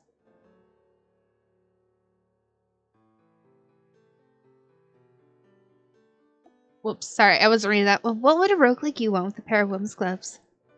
He slides to one side, sees a smile curling his lips. Hermione, a hint of recognition flickers over me, but is gone as he speaks. Are you hoping to disarm me with such charm, my lady? Try a little harder and it may just work. Can you please hand it the gloves over and let us leave with haste? Roseberry, please pull me from my surprise at his confident statement. I'm sure we would all prefer to put this behind us, said my parent, if you please. I try and reach down and pull the gloves off. My finger stumbles at the edge of the gloves and I let out a sharp breath. Allow me. Before I have a chance to respond, he moves his free hand to the top of my glove. First cuts over the skin of my arm when I swear I notice him hesitate for just a moment. And then he rolls the silk down my glove down with ease, slow ease, before sliding it from my fingers. He breathes his action with the other, and I find it a little difficult to breathe as his touch traces down my forearm. There's a gentle quiet that passes between us, and I find his attention focused more intently upon me than before. Have I scared you into silence? You wish for my gloves payment, sir, not my conversation. And yet now I wonder if I have been remiss to ask for only the gloves. You're most beautiful, my lady, and I believe your mind is even more so. Perhaps another time. He grabs the gloves in his hands and gives a small smile to break through my surprise as a compliment. The most heartfelt appreciation, my lady. Except ways, Grace, Betsy, Maribel, and Colonial hurtled to one side. Enjoy your evening. That he was polite tip of his hat for swinging up onto the wall and being lost to the darkness. I stared at the spot where I'd just been, only for my thoughts to be broken as Arabella grabs my arm tightly. Are you hurt? You near you aren't harmed. Her voice strained, her eyes with worry. I'm quite fine. She still does not let go of my arm, and I'm sure if it's more for her comfort or mine. There are no apologies I can give for allowing you to be handled by that. Please do not fret. Ah! We are all safe now. That is what matters. Yes, seems Swinder's reputation for lack of violence thankfully proved quite true. The man is a terror no matter his manners. Please allow me to escort you home, then I shall speak to my colleagues about a search party. He had shuffled us onwards, but I couldn't help my gaze lingering on where the swindler had just been. Seems phrased at the coast of my racing heartbeat. Da-da-da-da the next day, and I barely had breakfast before a gaggle of women come to call. Seems they heard of what happened and came to get a first-hand account of the event. Unsurprisingly, Foxy calls not long after. There was little chance to speak between the questions and excitement of our visitors. Sadie Sands watched to one side, his aura gaze passing regular Arabella, center element amongst society's most noble of ladies. I did my best to keep up the flurry, though when it drags into the afternoon, uh, um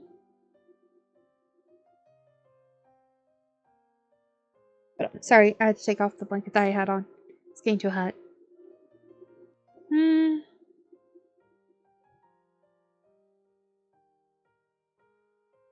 Best to continue answering the questions. But it is rather draining. Arabelle eventually steps towards me and takes my arm to pull me from the seat. Please excuse us for a moment. We will call for more tea. She speaks to one side of the room, whispering a little louder than usual to be heard over the chatting giant ladies. I look quite exhausted, Beanie. Worry clings to her words. It's just the company. They're rather rolling after years of barely being in company after all. Do forget you're not used to towns quite yet. Quiet laugh. Maybe. By Johnson, shuffling to the room. Mr. Amsbury. The room falls quiet as Mr. Amsbury strides inside. He leans over the ground before spying us in the corner. Still, good afternoon, ladies. He then turns to us. I hope I'm not intruding. First not Mr. Amsbury. In fact, your timing is impeccable. Towards him, bringing me along with her, and then lowers her voice once again. I fear Beanie's a little overcome with so many guests. It would be best if she got some fresh air. Walk in town, perhaps. That would be most welcome. And please allow me, which I am more than happy to take. But Arabelle, I cannot leave you to handle them alone. But I'm not alone. For Foxley stood like a sentry at one corner, do not understanding for her being happily led away by Miss Transbury. Yeah. She just wants a low time with her fucking soldier. That's all she wants.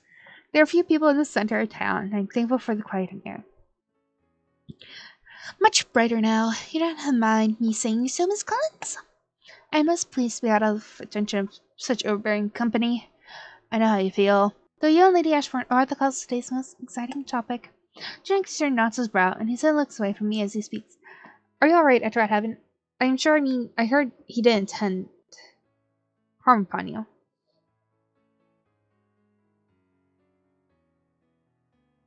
Many people judge upon me as he didn't harm any close pets. I am quite fine. A little perturbed by it all.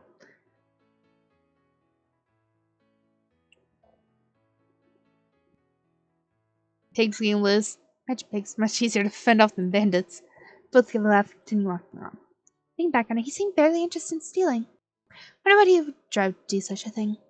Who knows the mind of any other person?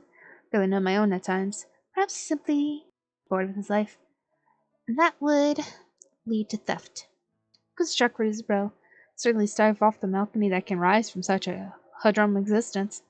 I'll stare up at him, spraying the small smile on his face and the brightness to his eyes as he speaks. I dare say, Mr. Asbury, you almost sound like you admire the swindler. Maybe I do in some way. Dude. Oh! Return! Though save. Is it just in case? Someone taking their life into their own hands and doing something daring with it. Point taken. Should not even a small bit of that be inspiring? The memory of the masked man's touch. There's the hiccup! Against my arms sends a shiver, coursing through me. I push it firstly from the thoughts to answer with a clear head.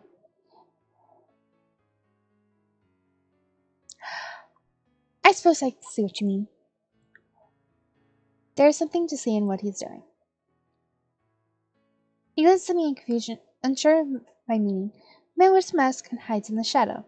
Says his railing against the stricter society only goes so far. Indeed, I think anyone would fear the repression of society. Or maybe their family. Fast and serious in tone. This is done before I can think more of it. Come, let us speak of lighter topics. He places his free hand on mine, wrapped in his arm. They touch and make my breath hitch. For a long while I did not know what to say. His fingers on mine stealing away. Thought. For once, it seems Asbury has no words either, as entranced at the moment as I am. We spend the rest of the afternoon talking about general topics, and everyone's to be part as we walk. Things spin cells within me as we return to the house. Please pass along my good wishes to Lady Ashbourne. Of course, I know they will be kindly received. We stand before each other, neither making a sign moving away. I wish we did not have to part. I could easily spend a day in your enchanting company. Your boldness continues to catch me unawares, Mr. Amsbury, but I hope not unwanted? No, never that. As he steps closer, his nearness captures any words I could have spoken. It's all I could do to keep from blushing too deeply. Good day, Miss Collins. Jumps out to me, his heavy gaze never leaving mine, is to walk by me. Bite my lip as his hand brushes mine when he passes. Taking a few minutes longer to compose myself inside with a smile. Stepping inside the furry, I'm pleased to find that we have no more visitors. Did you have a pleasant stroll, Miss Collins? As I seem to stick my coat in half. Very much so, thank you. Ha Holds in the doorway by glides into me, Miss Collins. Did not mean to almost trample over you, my distraction. No harm done, Colonial. I was surprised to find you here still. Yes, indeed. I did not mean to intrude. Is everything all right, Ernest? Oh, Beanie, why did you not say you had returned? Maybe you can convince Ernest that his presence is not a burden. It's not that I do not wish to stay, quite the opposite, in fact. But I did not realize the time had passed so quickly. Good company will do that. Suddenly wonder if it was I who is the one intruding. Yeah! Arabella's quite right, Colonial. Only the best company can while away the hours so efficiently. Think to my time with Asbury that afternoon realized just how true a statement is. I did not understand such a notion until today. Statue falls heavily on Arabella's sea speaks, and I'm amazed to find she is left speechless. The Colonial clears the restraints. Well, if it's not too presumptuous, maybe we shall hope to see you at the assembly rooms tomorrow. Both of you, of course. A wonderful idea, Colonial. Until tomorrow. Girl, you got it down bad. She is down bad for this dude.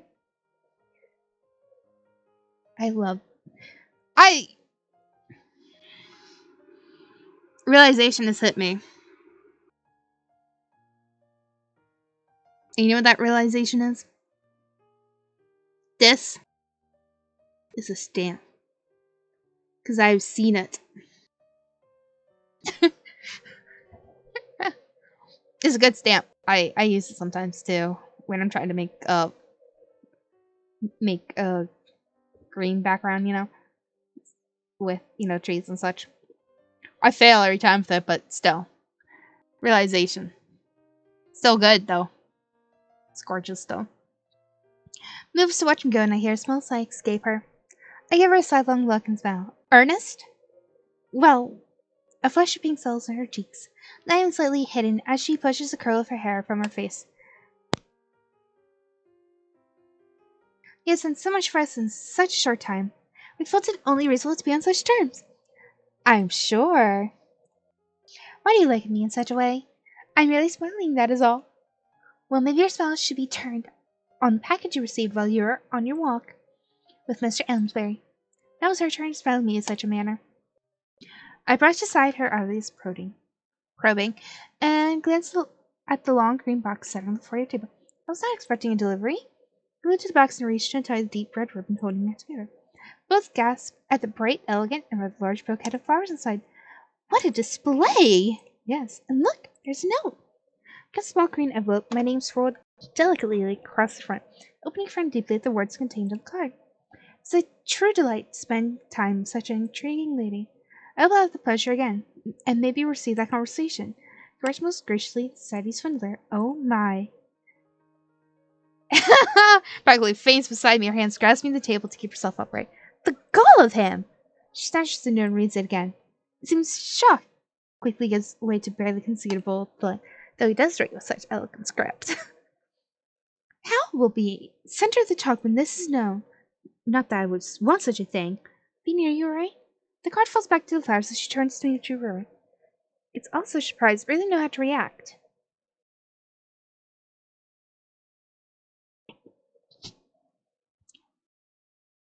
I fear this will make many of the ladies from today rather envious. It's nice to get flowers, even with the sender being him.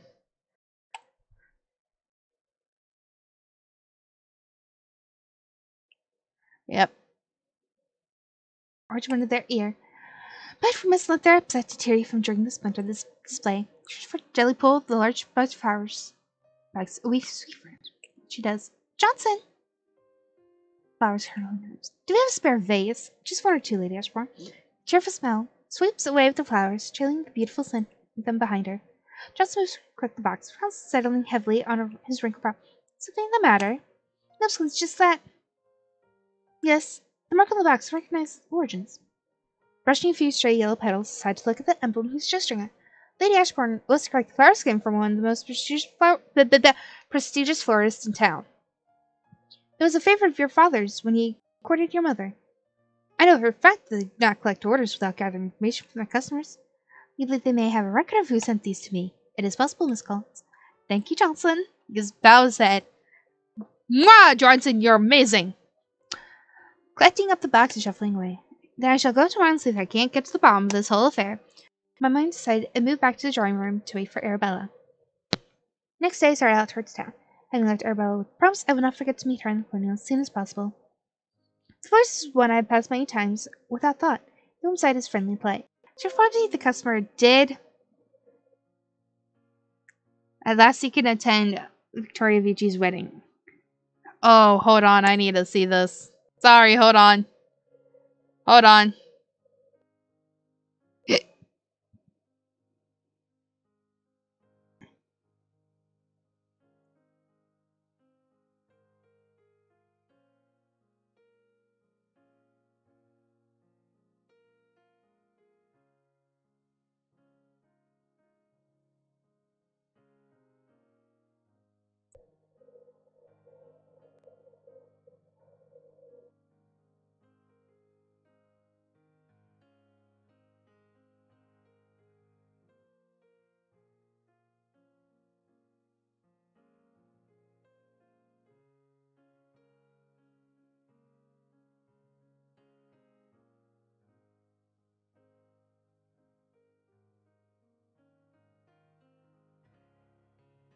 Yes.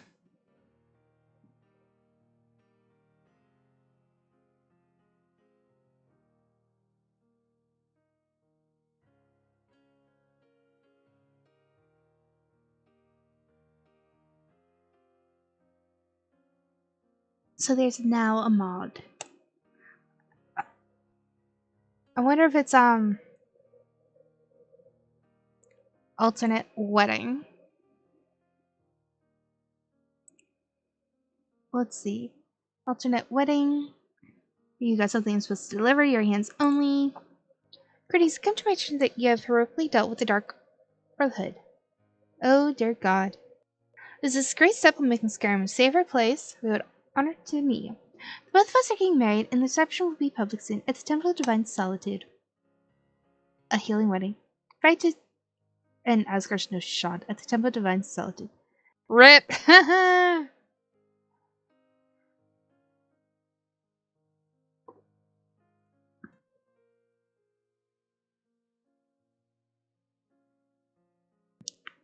Look. Here's the thing. I kill her every time. Okay? There's no ifs, ands, or buts. Maybe one day I will not kill her. Because I like the Dark Brotherhood too much to, not kill her. She informs me that the customer did provide detail with they later discovered were quite false. My excitement deflates the news, but before leaving she was reminded that the man had paid for an extra favor. The recipient of the flowers should come asking, then they were to give him another package. Doing my best not to appear too curious, take the box and leave the shop. Standing out of the way, people passing by opened the lid of the small box, expecting maybe a posy. But instead, shocked to find my gloves! Along with another note. Curious minds should always be rewarded. Yours eagerly, the Society's Swindler. I grasped the card in one hand, the box in the other, unsure of what to make of any of this. I've not heard of him treating the others he's encountered in this fashion. My nose is itching. So bad. That hurt. And is he not supposed to send on what he sold to someone else? That's how I take my gloves and put them back on, placing the note back inside the box before tucking it under my arm. Step back to the busy street, glancing down the road which will lead me to the assembly rooms. Miss Collins. I spit on my heel to sound my name. Smile quickly spread across the face of the man who hurries forward to meet me. What a wondrous surprise to upon you here, Miss Collins. It is, Mr. Amsbury. Very happy too, if I may be so bold to inquire. I'm meeting Arabelle in the Colonial at the assembly rooms. What luck? For that's exactly where I'm heading myself. Oh my god. My nose. Shall we walk together? I give him an eager nod and take his arm. Two of us then setting off down the street. Past the park as we walk, enjoying the bright sun and gentle birds. Ah, breathe deeply at the fresh air. Ah, da-da-da-da. Known for years. Gotten so with him, only finding his upon me. The smell winds as our catch, and he turns to look towards Pet. Do you miss the park when the country? Your state does not have gardens. Oh yes, and woodland, but it's not quite the same as a park.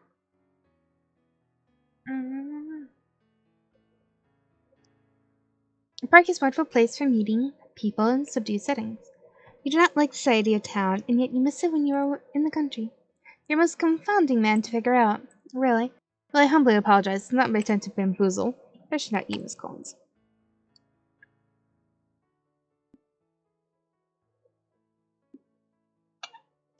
Hmm.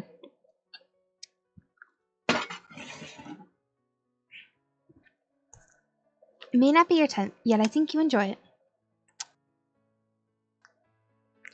Sex to make you smile, then I'll continue to do whatever is necessary. He moves his head before pulling me closer to him. Oh! I almost press against him as he looks at me. And I can do little more than his back. Hey! Oh! Mr. Haddon has become a fast-growing concern in my life.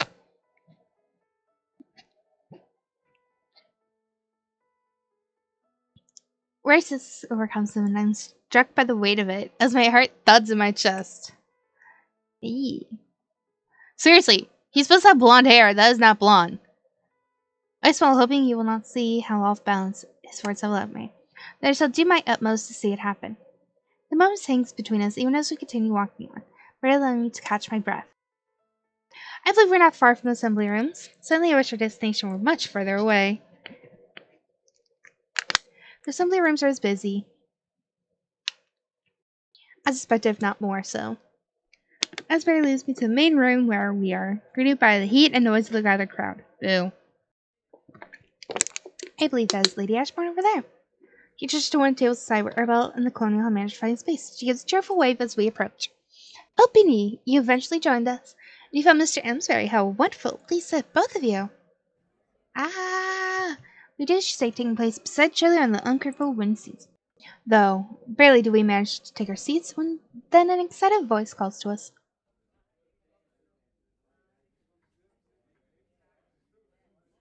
I thought I heard a door open. Miss Witter rushes to her table, wobbling as she comes to a stop. Oh, Lady Ashford, Miss Collins, is it quite true? Her words are barely audible between painted brows. Is what true? That you were stopped by the society swindler? My god.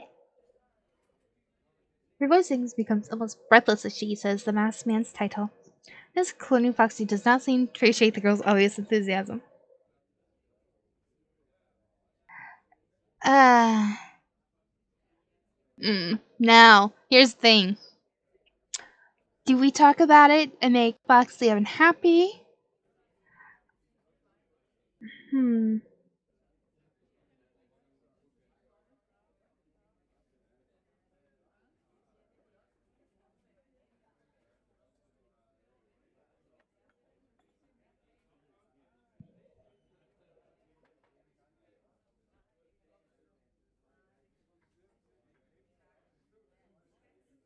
Hmm.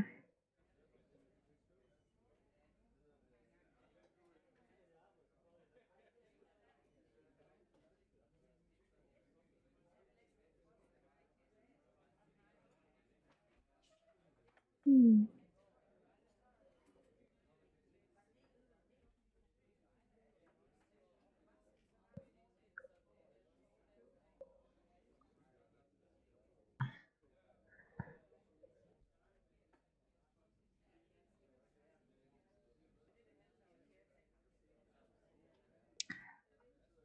It's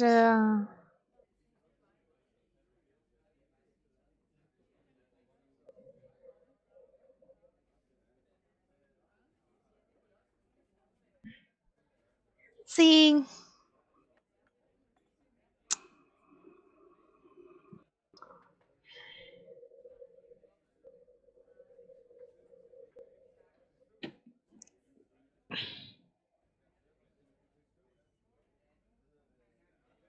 The meeting remarkably he made a forceful introduction. You do not be so excited to speak on such topics. Yes, you must do so in private at least.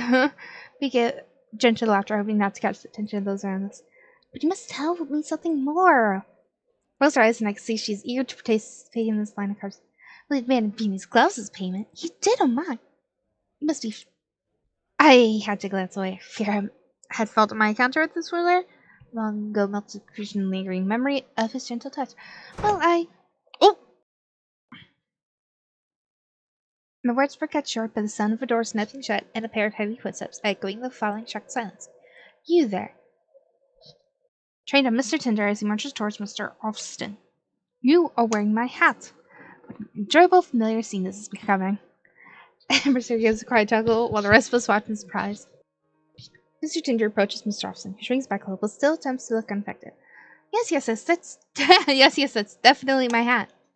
You're mistaken, Tinder. Maybe your fondness for sherry over tea is finally affecting you. That slight makes Tinder fumble on his words with anger. Now move along, man. You are spoiling the afternoon's plants and trees. I shall do no such thing until my property is returned to me. It was taken by that damn swindler, and I'll have it back. Oh dear me. We all give a gasp as Mr. Reach snatched the top hat off. Ha! So Ansbury knows who only chuckles again.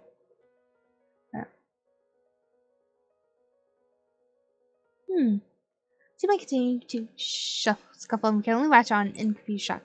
Help into this. Yeah, I suppose we can't let it continue, though I doubt either will harm the other just flapping their arms about like that.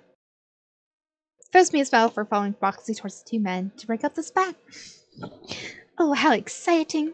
With the gentleman barely make a tease up, someone else moves in from the entryway and comes between the two men. Enough now, gentlemen, or you shall surely send the ladies into a swoon.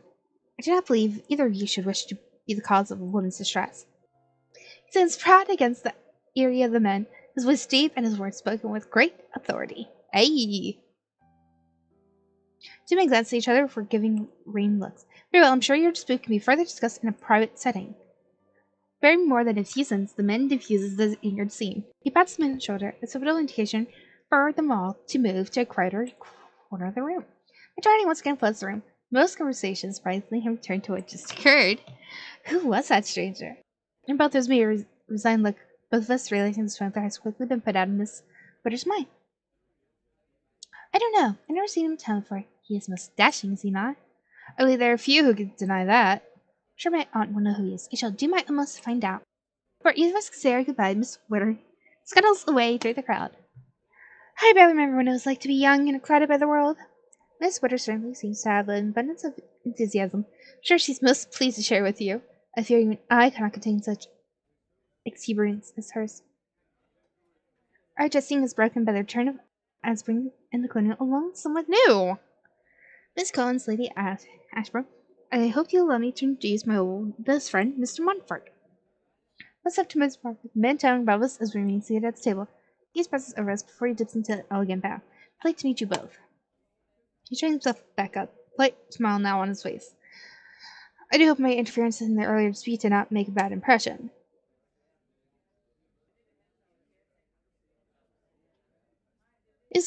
It was most gallant of you to step in. Quite the opposite, in fact. Quite the opposite, in fact. I believe anyone who has stepped in to help others can only make the best of impressions. Unsure what the outcome of this man is, as he only smiles again. Glad to hear so, Miss Collins. But this surprise, Pierce. I thought you couldn't make it this year. Business in the country was cut short, so I thought I would join you. I feared you will grow lonely in this town. Your view of society not getting you many friends, and yet I see you have joined quite the annual group. Indeed, we have been most fortunate in, I've been most fortunate in my company this season. He nods to the group, and I have to swell down and blush as his gaze lingers on me. I'll find you, Charo. Miss Montfort. and you must join us. Thank you, Colonial. I would be most grateful.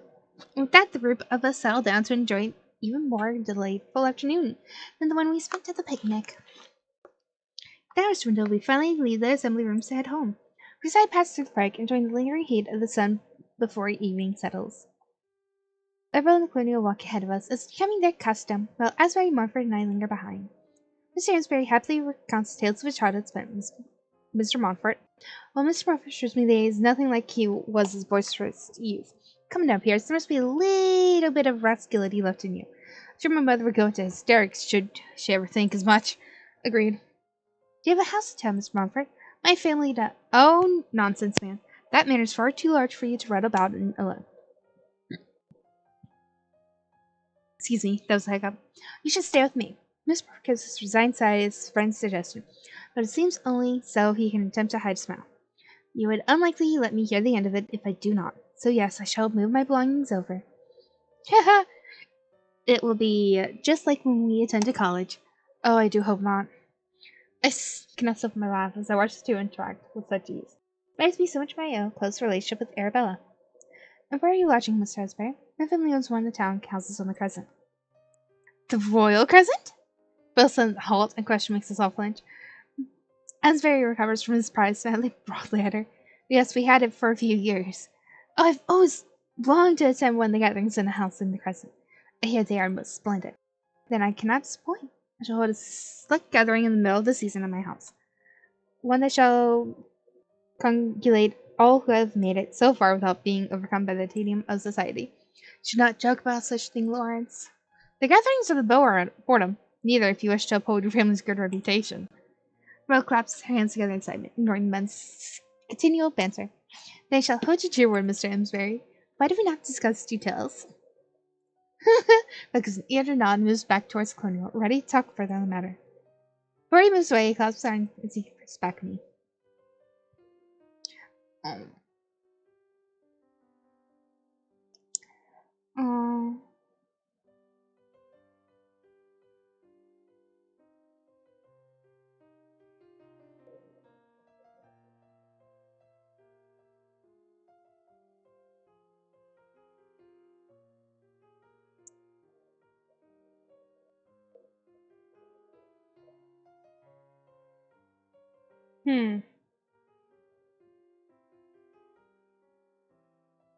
Sorry, my nose is still itching on the side, and I don't know why.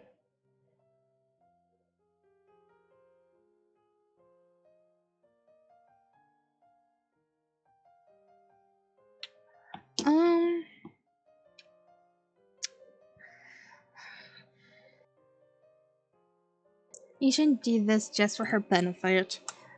If this is going to inconvenience you at all, you shouldn't do it just for her benefit. Oh, trust me, Miss Collins, this is barely for her benefit at all. Seth flew to gaze hold mine for a long moment. Most falter beneath the close attention. To leave you in Paris, amiable company, amiable company while I speak with your friend. He gives a final nod of his head for speeding his steps to catch up with Arabella in the Colonial hut. He has changed a little. Gives a light laugh before turning to face me. Hope my conversation shall suffice in the meantime, Miss Collins. His arm stripping and I take it with a grateful smile. It feels odd to place my fingers gently against his arm, and I almost blush to realize how accustomed to Mr. Amberry's touch I have become. We walk a few paces behind the others, watching as Arabelle and Amsbury talk in animated fashion. Do you come to town every year, Mr. Montfort? Not every year, unfortunately, by a time when I'm able. Do you come by choice or by duty, as Mr. Amberry does? Well, my friend, I most enjoy the company of society and its people. My back curves pie. That surprises you? Indeed it does. I have expected you to hold the same view as Miss Amsbury, seeing you're such keen friends. We do make strange companions, but I find that is what keeps the friendship fresh.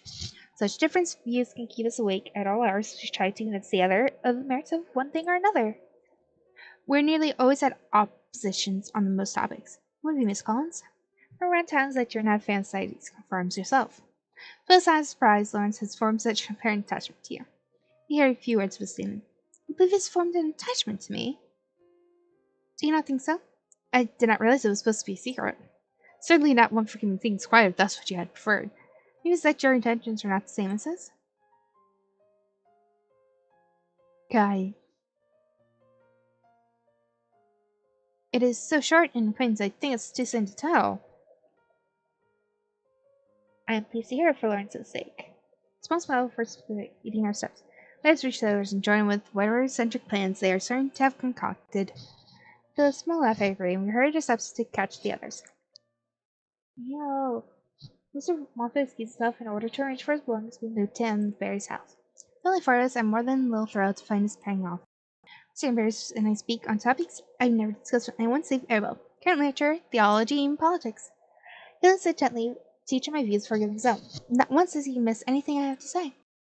The discussions keep me so engaged I barely realize we have arrived home.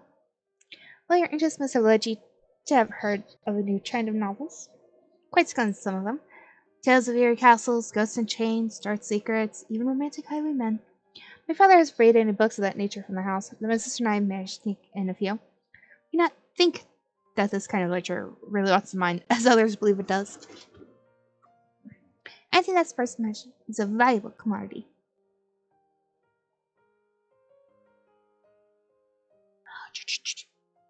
I'm sorry, I had to hiccup.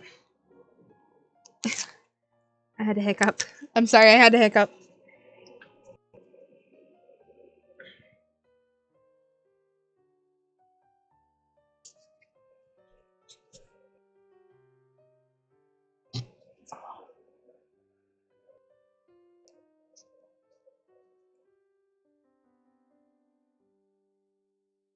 Ugh. I think that spurs their imagination is a valuable commodity. Mm,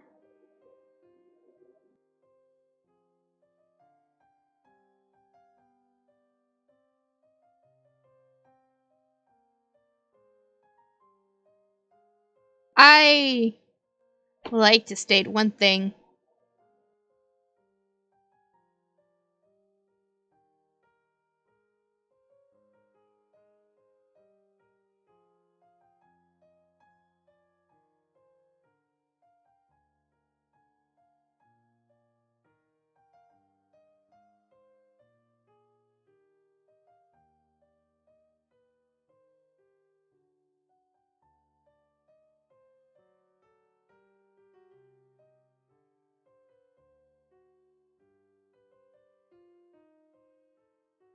I am so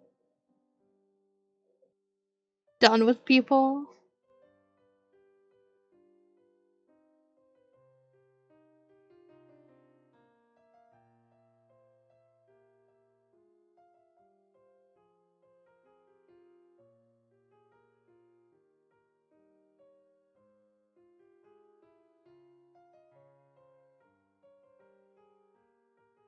I am. What is.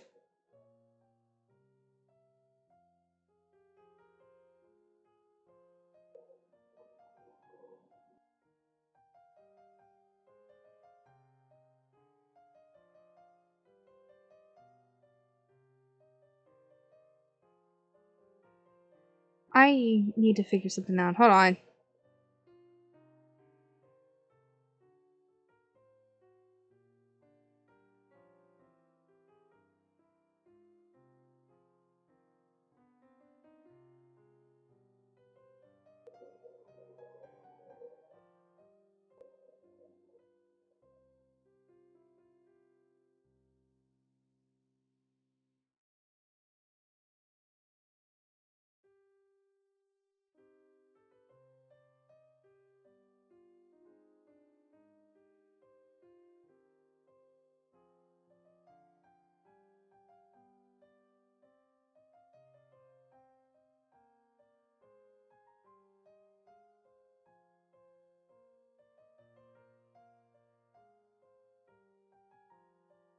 Hold on.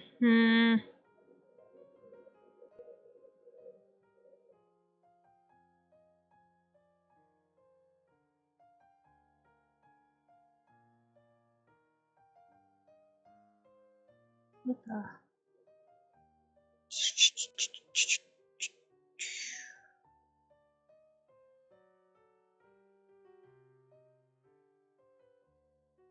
Hmm.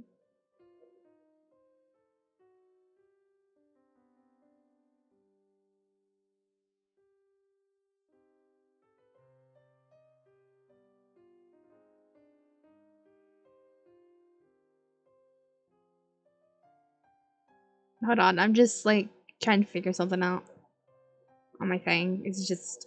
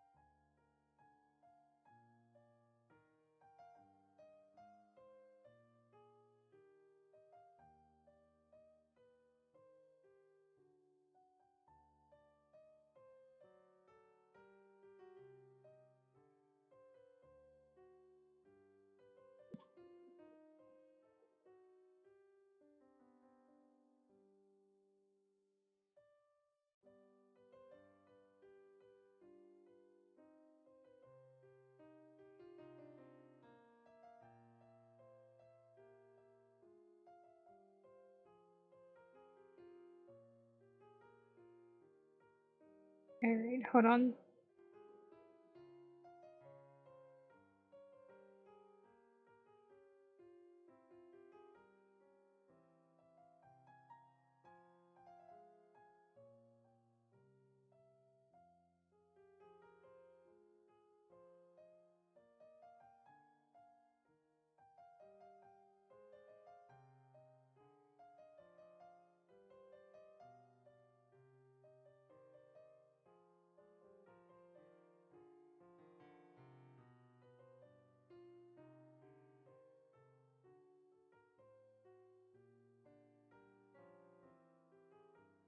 So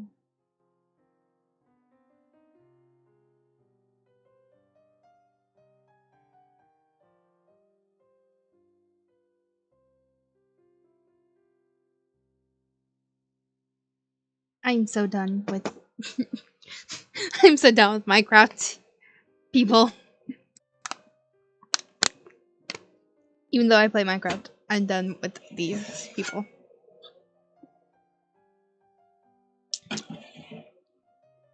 Cause not 3 fucking private accounts. The Dream Team all tweeted, "How's life? What is with you three?" This was a bit ago, but still, something popped up on my thing about it. Valuable commodity.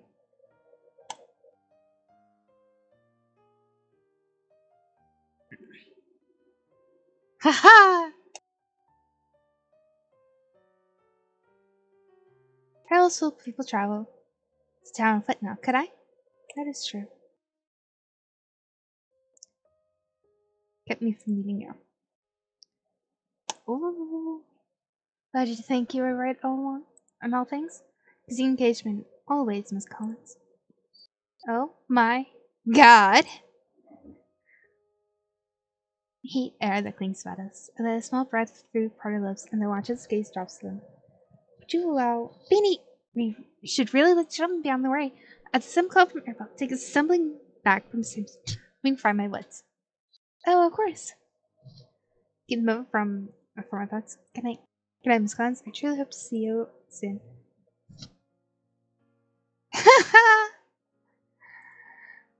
Quite the progressive thinker, is he not, your Mr. Amsbury? You should not say he is mine, or both people think you are serious. Please attention towards your much bolder declarations than my statement.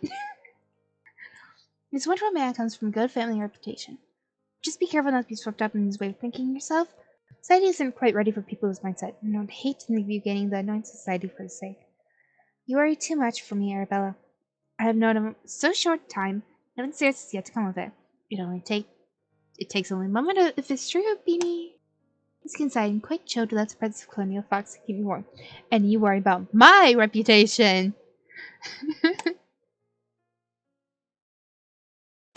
Woohoo! To do her duty in some of her excited relations. Enjoy the quiet of the morning sunshine sitting on my window seat reading. At least I attempted to read. Instead, I found myself looking. So, yesterday's vigorous conversations with Mr. Ansbury. Such a thrill to be able to speak with someone on such topics, to be engaged in debate rather than being dismissed. It really helps that he is so handsome. I give a happy sigh, not willing to let my thoughts move away from him. Salvador jolts me back to reality. I can hear Belle's voice. Is she in her room? Yes, Lady Ashbourne. Thanks to tea, will you? Stop returning me as Lady Ashbourne. It makes me sound like some crumbling old woman. Afraid to sound must be Lady Ashbourne. Ugh! At my amusement from the overheard conversation turned to find her Belle as she walks inside. Belle managed to get away from that dull side of the family. A little dullness is good for the soul. A little dullness is good for the soul. After all, how else would you keep balance of your enthusiasm for life? Oh, it's all well and good, you making light of it. She slips down to bed and lets out a drawn breath.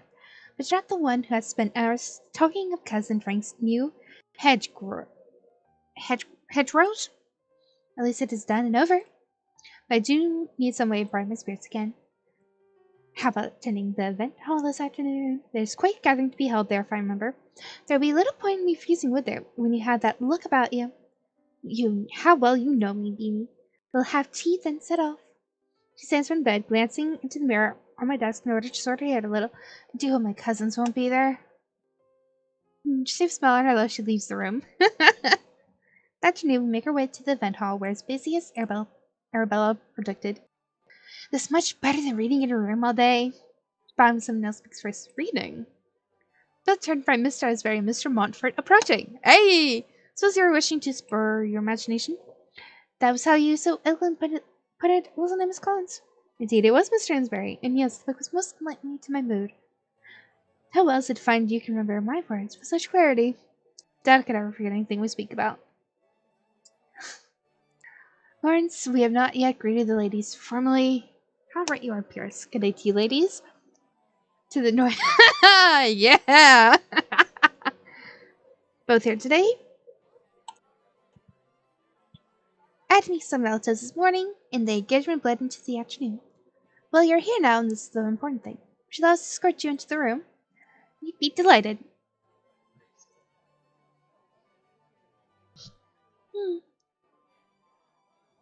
She throws questions out to both gentlemen. Mr. Ansbury slides his own gaze to me. I do a quick check on response. I believe I spotted him with some other officers not too long ago. His hand's much taller than you here, so he shouldn't be too hard to find. Hoping lifts at the news. I notice her sub speed's low. It's the main part of the room. Adios. Miss Witter. The surprising amount of practice ease. A while later, the gentleman offers to find more tea. More openly without their presence. Giggle wiggles her chair forward, the legs shaking silently on polished floor. Do your best not to wince the sound touching it brings. My aunt unfortunately knew little Miss Moffat, even though his family is prominent. But she did know little. Difficult to frame disinterest, both Arabella and I lean closer as she speaks. He is the heir to a vast fortune and estate, far exceeding that of anyone in town this season, save Sir Walter Huntington. He is apparently very well mannered and most welcomed wherever he goes. I can attest to his countenance being most pleasant. As can I. Flush that blooms on her pale cheeks. He is the oldest son of 3, with 2 other sisters as well. That's quite the good-sized family. Frank's marriage must be a happy one, at least. It is, from what anyone can gather, many have not seen Sir and Lady Montfort in sight for some time, though. Rumors are bound as to why that would be. It is good to be armed with prior knowledge of a person upon making their acquaintance.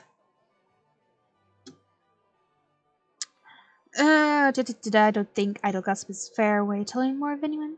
It's not really. It's not really.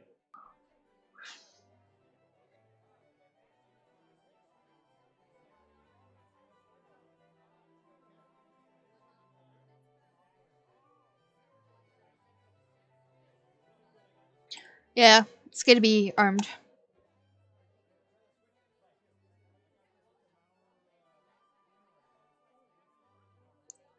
It is not.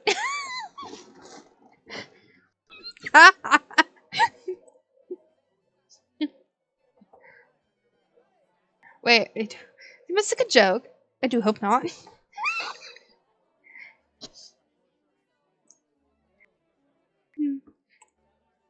You had missed nothing, Ernest.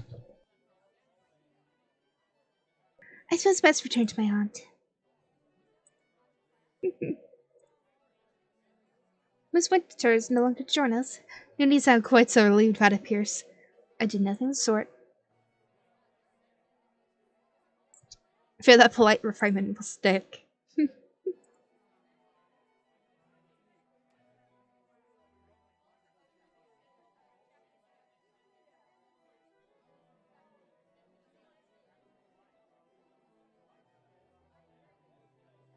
Indeed she has. Oh, damn!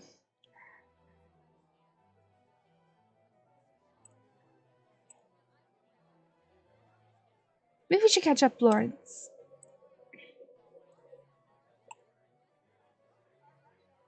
Haha.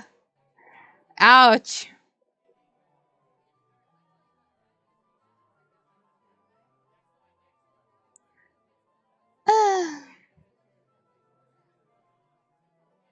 Eee.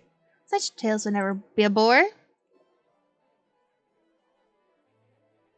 I shall only be intruding should I join. Don't be a...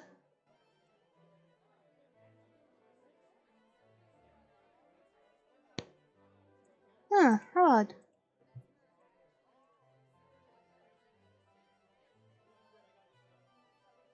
Hmm. Are you bored with walking already?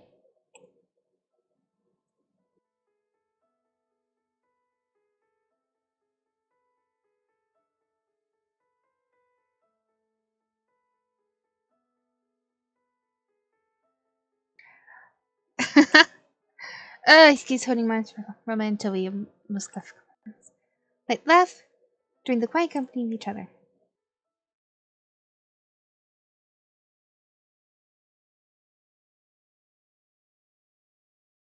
It feels speak with you this afternoon, Beanie. Quite alright, I had good company, as I could see. Very attentive. As was colonial to you, I noted. Yes, he is a true gentleman. Empty street, the hefty sound striking against the consuming darkness. I do believe we have been most blessed this season with our company.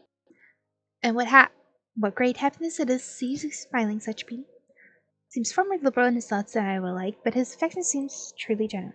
He is certainly unlike any man I've ever met before. That is probably why he has caught your fancy so thoroughly. You hardly find men of such intellect and interest in the subdued houses of the country. Your headstrong nature seems to have only attracted Mr. Amsbury further, rather than sending him skittering away like most weak-minded men do when meeting you. I am glad you have finally met someone who can match you on that count. I pull her closer and we smile at each other. My appreciation for her having forced me into season this year clear on my face. She is kind enough not to say anything in response. What is that? God damn.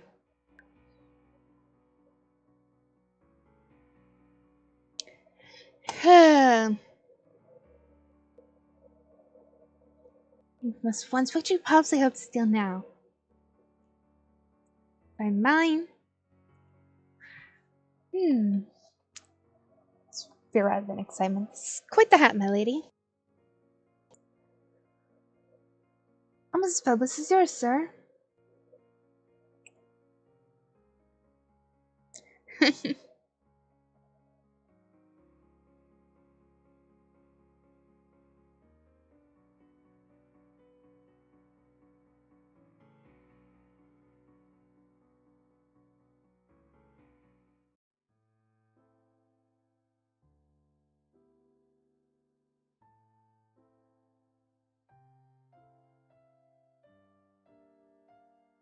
Hmm.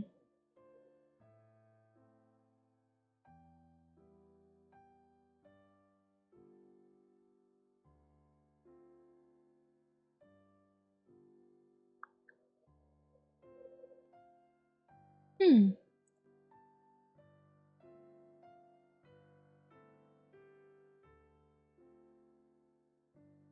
You're most obliging, my lady. Indeed, you're my most favorite patron.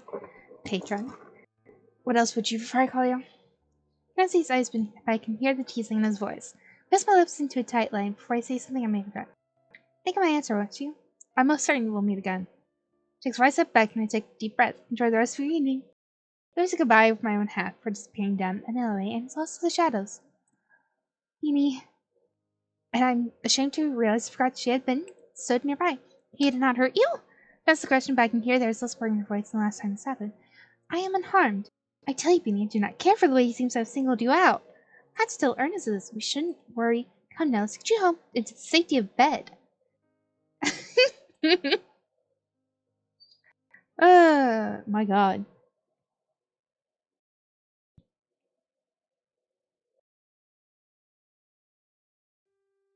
Just on TV. Carrying a teapot like a cure-all potion. Just barely let me be alone. Haven't had any rest yourself. Sit down. If you hadn't, Arabella, you've barely taken a rest yourself. Please sit down.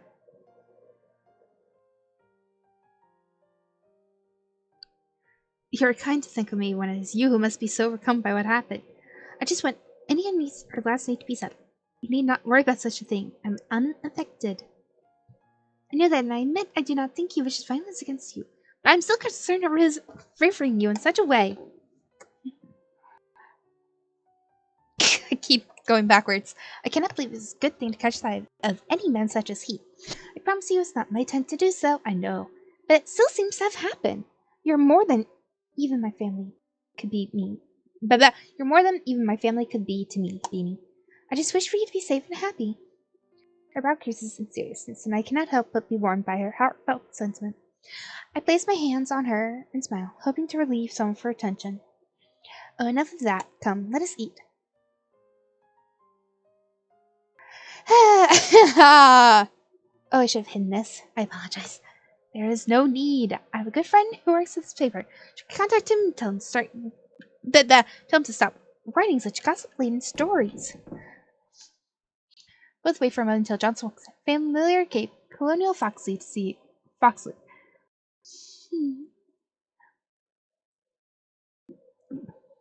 Good morning, Colonial. I hope you will call me Beanie. That'd be a great honor when I hope you'll return.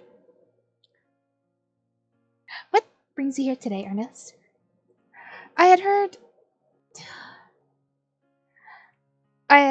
rumor that you had yet another encounter with the swindler.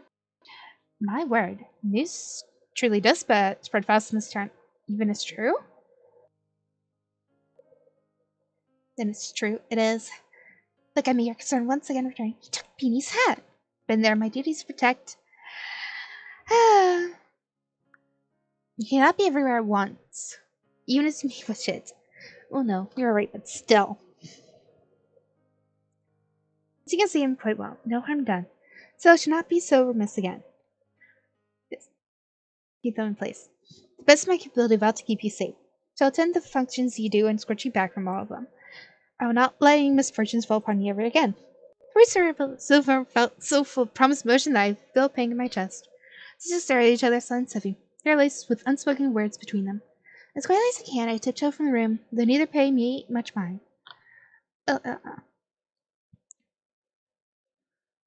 Just as I close the door, head into the foyer, I come upon Johnson laying a small box on the table.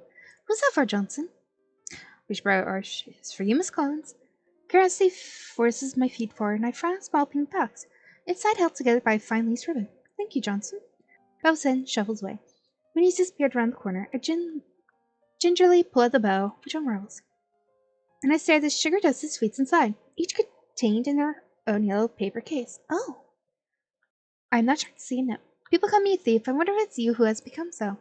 You steal all my attention, Miss Collins, and I find I'm more than pleased to have them taken by you. Even my other patrons may feel a little left behind.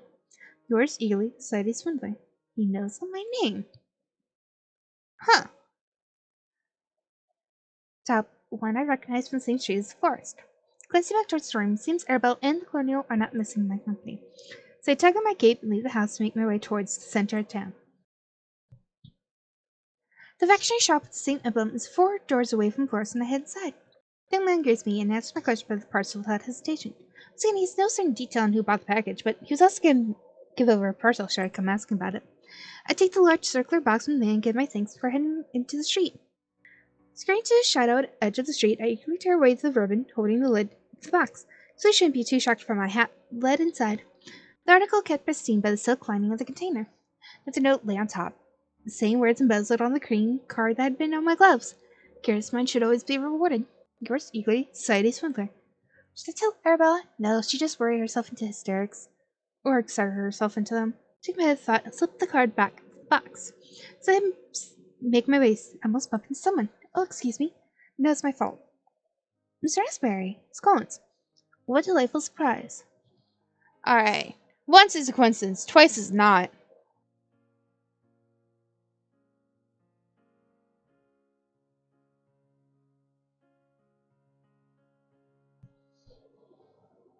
Wait. Hey, wait. Return. Wait a minute. Wait a goddamn minute.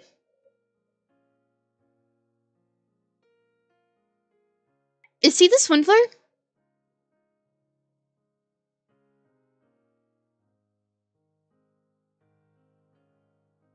I'll change to have had upon you here once again. Geez, I find it even more odd to have found you seeming to purchase a hat from a confectioner's. Hat in the box when it could possibly be a cake. My servers purchased some lovely goods from that confections. It's near nice simply know they do not sell cakes in that kind of packaging. This is my way to call on you, in fact, so it's lucky that I have come upon you here. Shall we?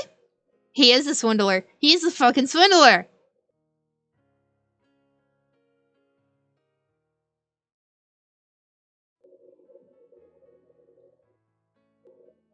Is the planning progressing well? No, in fact, it seems a little building out planning such things. There is a purpose of my calling upon you today. Oh, I hope to enlist you as an advisor sort to help me put it all together. I'm sure you Zephyr are more than capable, but they're not you.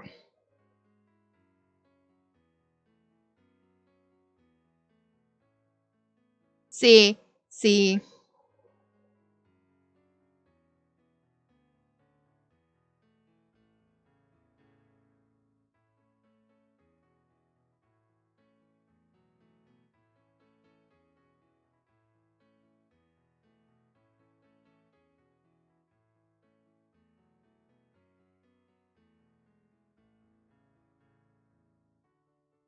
Hmm.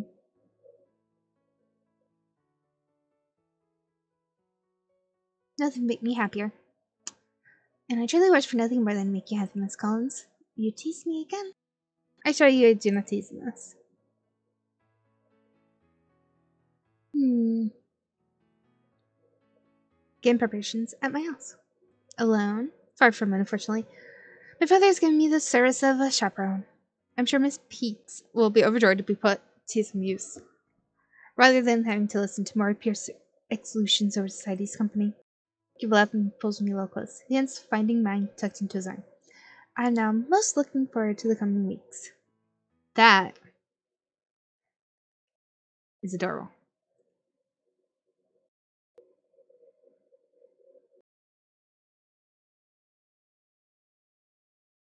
Run to someone else's house.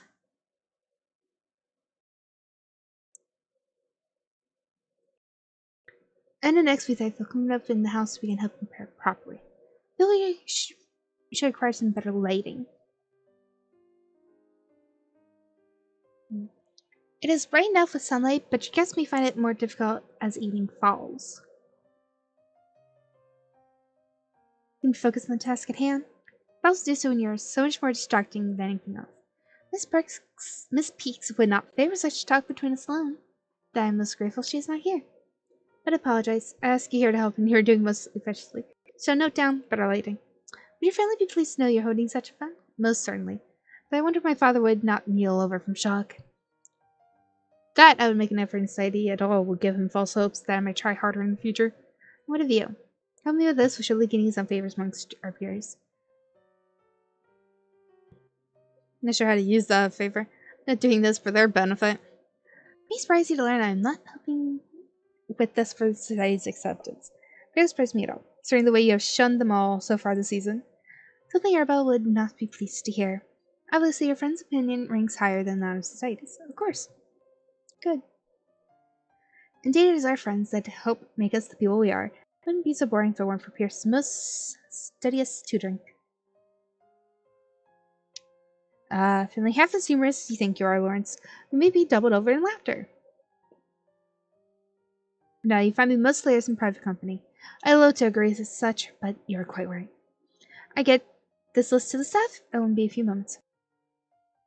It must be your influence, Miss Collins. Sherry's simply excited for the upcoming gathering. I find that highly unlikely due to Lawrence's continual shunning of any kind of public gathering. So you came along, of course. Whatever the reason, I'm glad to see him so happy. The company of his old friends, quite so riveting. You're quite the focus of all his time, Miss Collins. Mm. And though I understand the draw of a beautiful face, I hope he would also look for conversation from his actual peers. I do not mean that as slight, not at all. Uh-huh. Mm.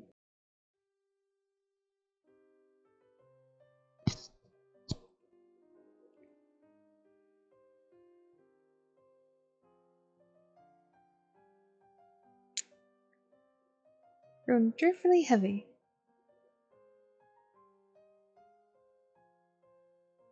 Um, huh.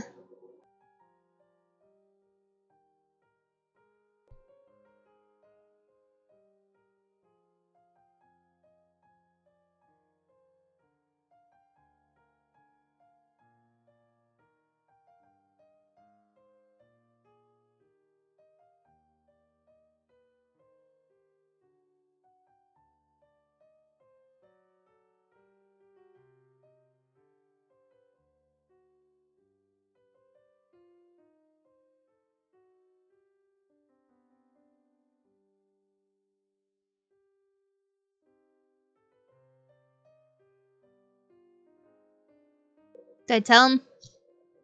Nah. Happy to return to permissions.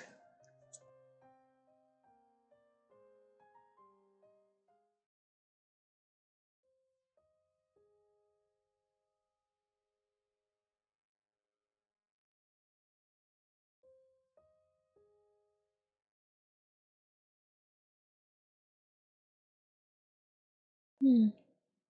He is a tease. He is such a fucking tease. Though usually he tends to come most times every way to discuss other details. Hmm.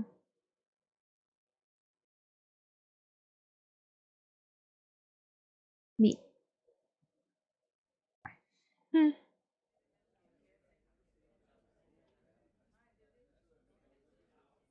We've been aiding the gathering you had longed for, and indeed most looking forward to it later this evening. Yeah! Way to talk about this, everyone. I hope you have prepared for so many curious people.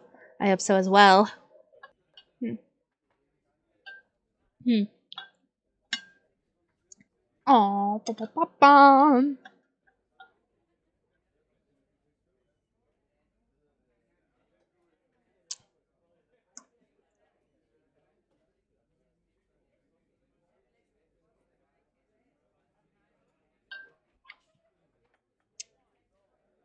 Oh.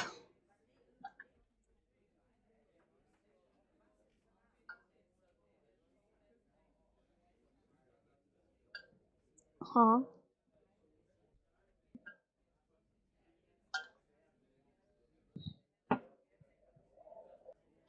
I know Circuit's sliding past me. Ha ha!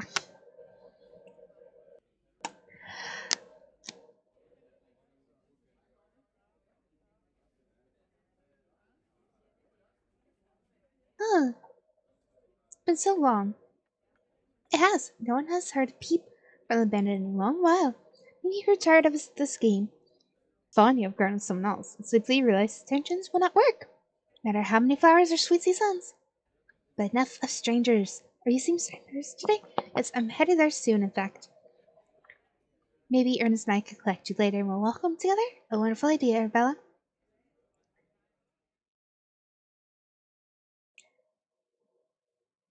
Ah, ha ha.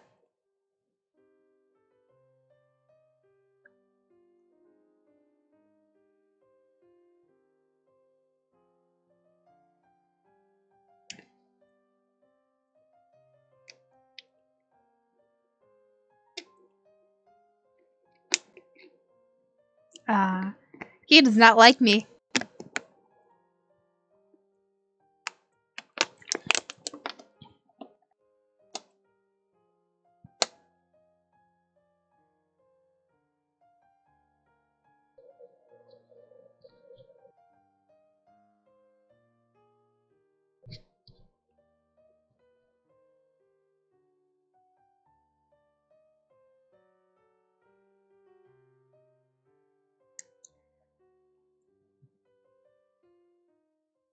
Your time for me to leave. Prepare myself for the evening gathering.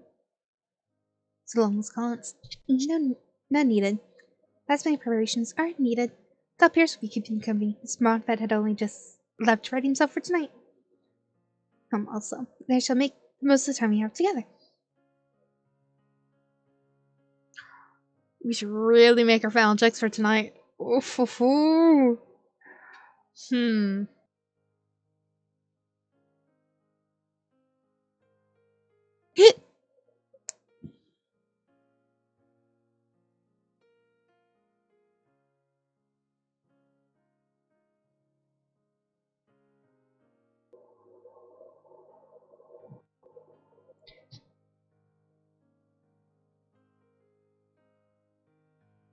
We should return.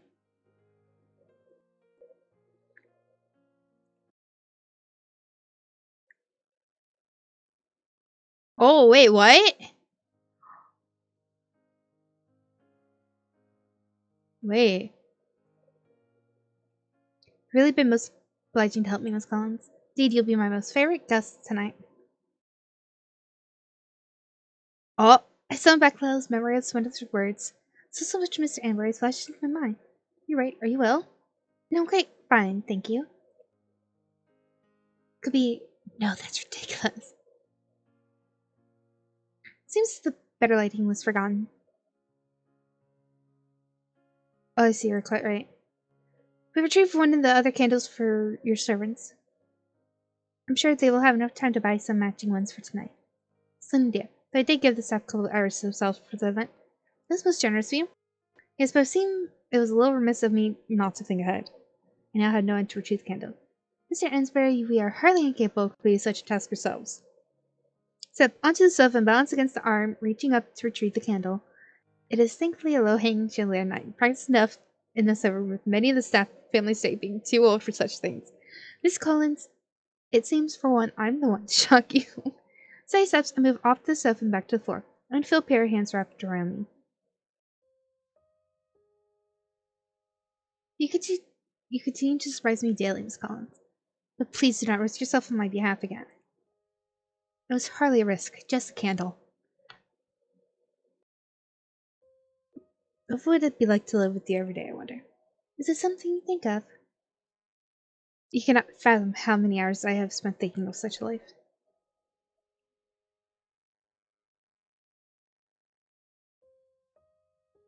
Ah! Kiss blocker! You fucking kiss blocker. You and Arabella are kiss blockers.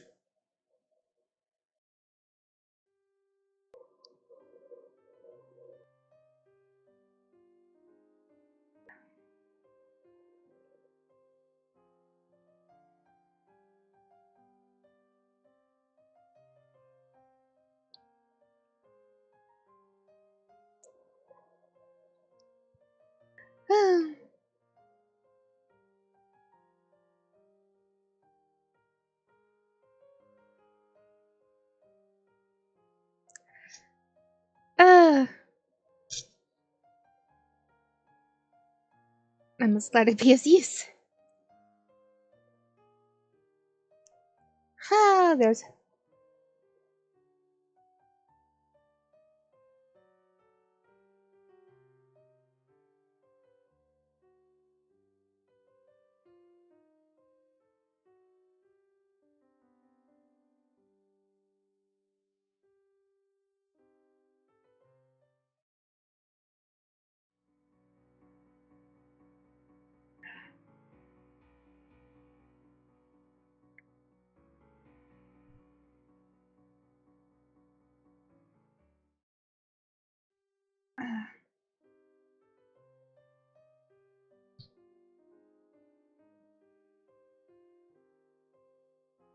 So much to say.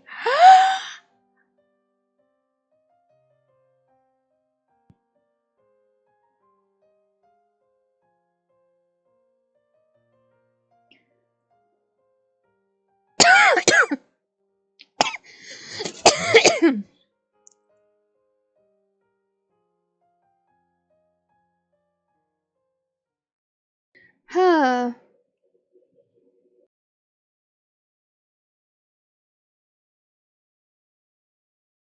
Hmm. Look.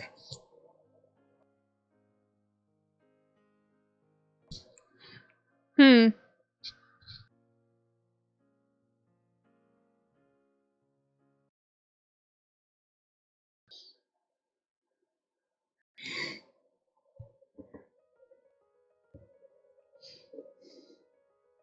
What do you prefer? I ignored you?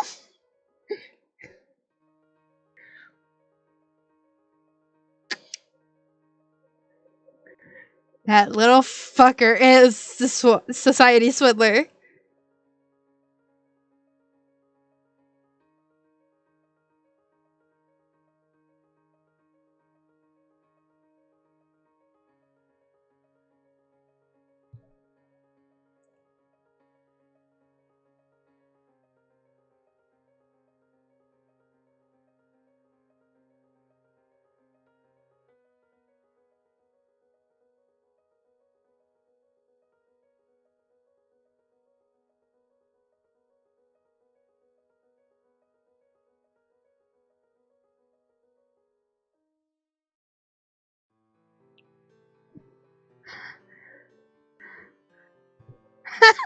You see him blushing.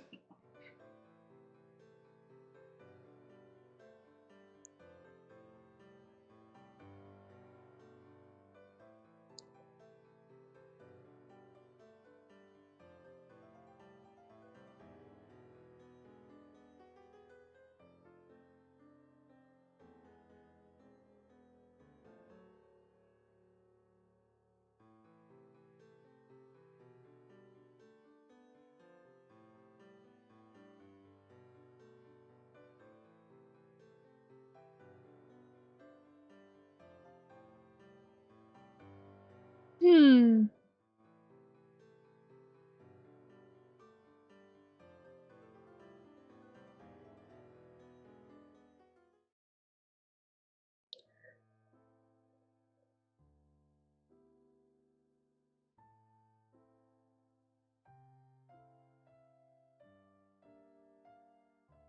Oh, it is it. It is. Oh.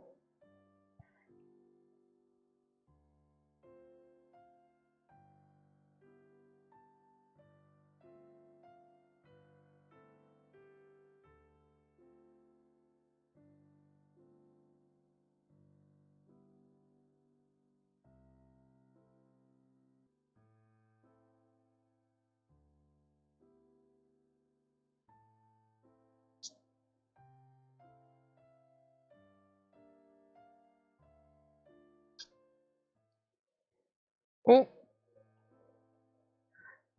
You are.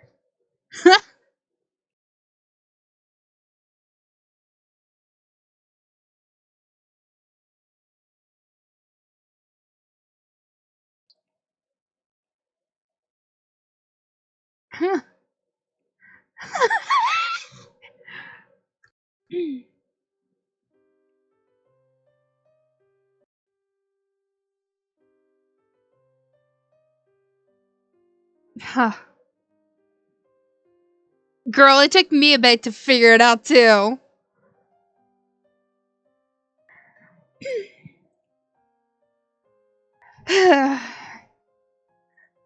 I, Beanie, certain kissed you. Let's say I know when a woman is happy to be kissed or not.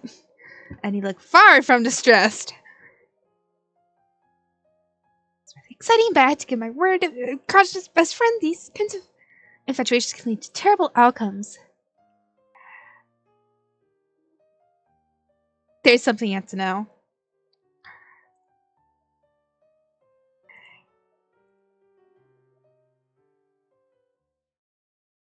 Suppose we should have seen it sooner.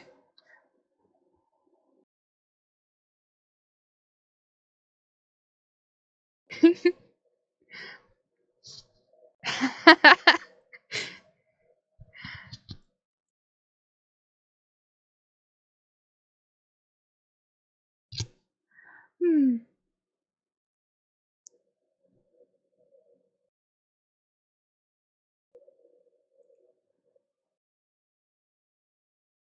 Do.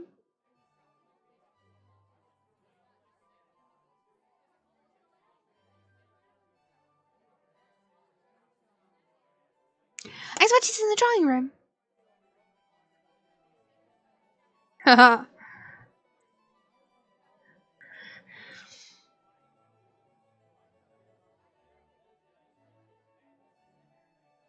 Go greet those who have arrived. Of course.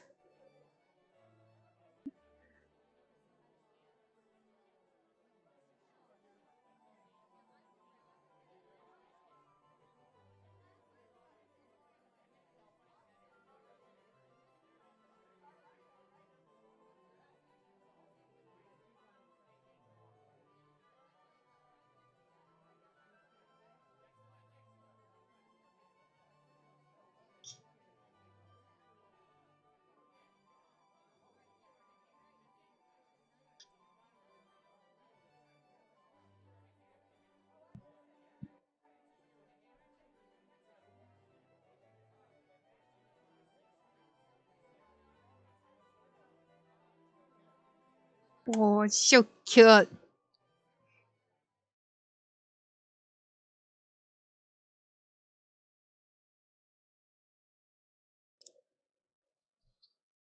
Oh yeah, let's do this.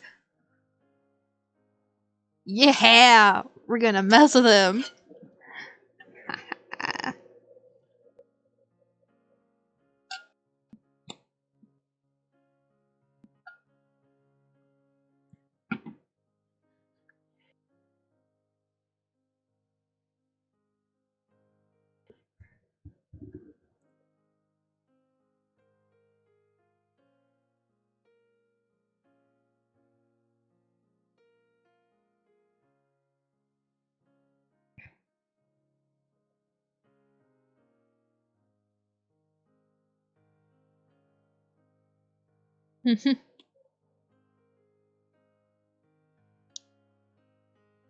Yee.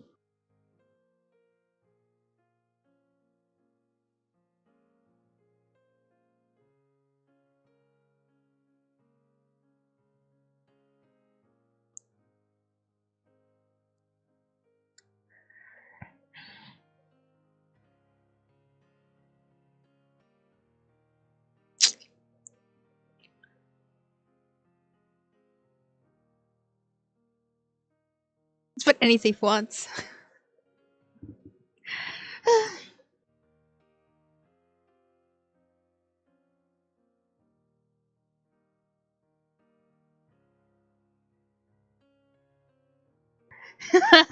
Coincidental remark. Enjoying this far more than I probably should.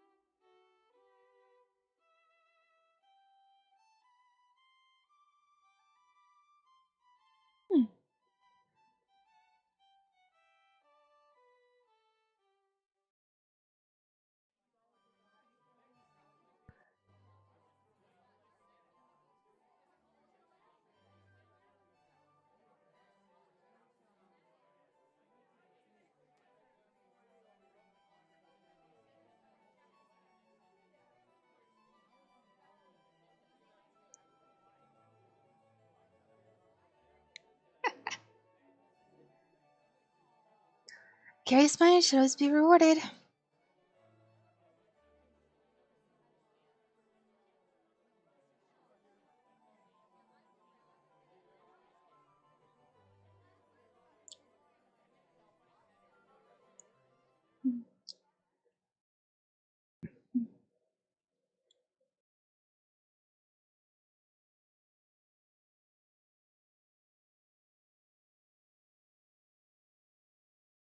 Haha.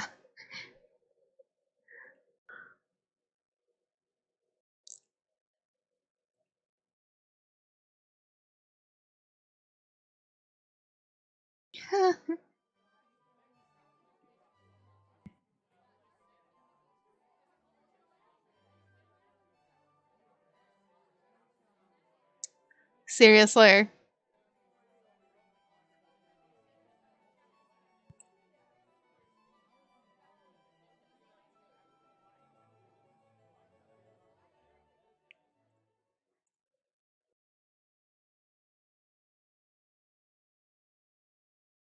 Hey, yeah, let's dance.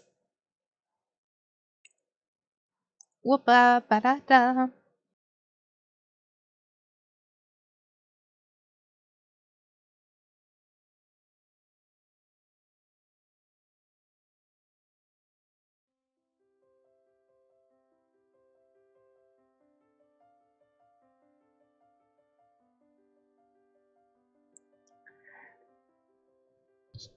Mm,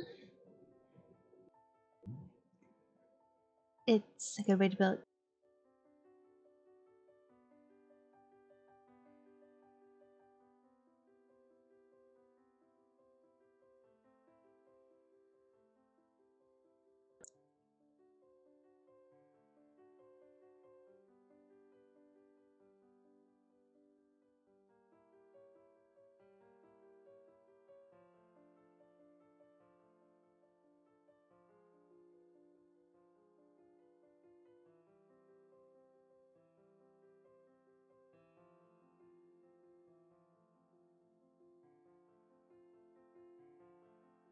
You did still kiss me after all.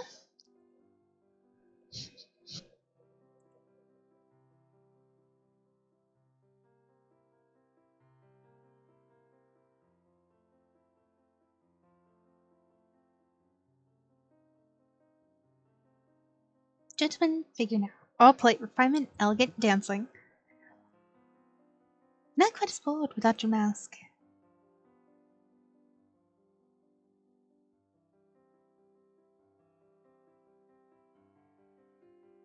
Just wear the mask all the time.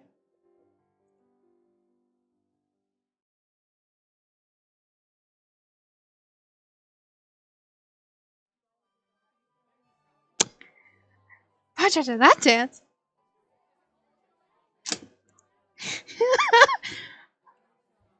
Surely past the point of my giving you warnings. Such intimacy in public, isn't I? Say, but my concern for your happiness will always outweigh their opinions. Still, maybe be a little careful. Untamed wild streak that I am unsure will ever be stifled, which his nighttime adventures swindler will attest.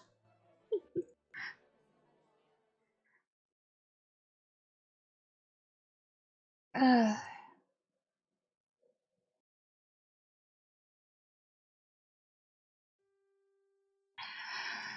nice and peace and quiet, you know.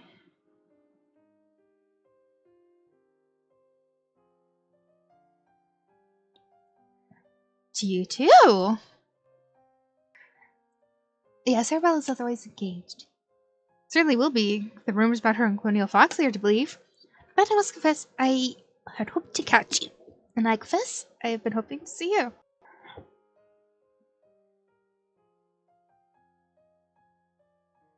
Eee.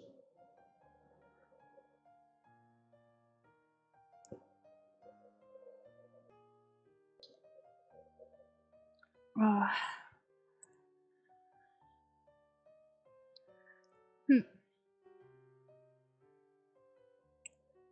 As long as I have a good tutor, of course. I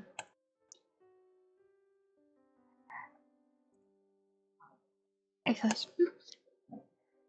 uh-huh. Day of entering society this year. I seem like you're very bored without the company of peers. From the cloak and hat and an idea for. An idea, I admit, that may have partly been inspired by the new novels I've been reading.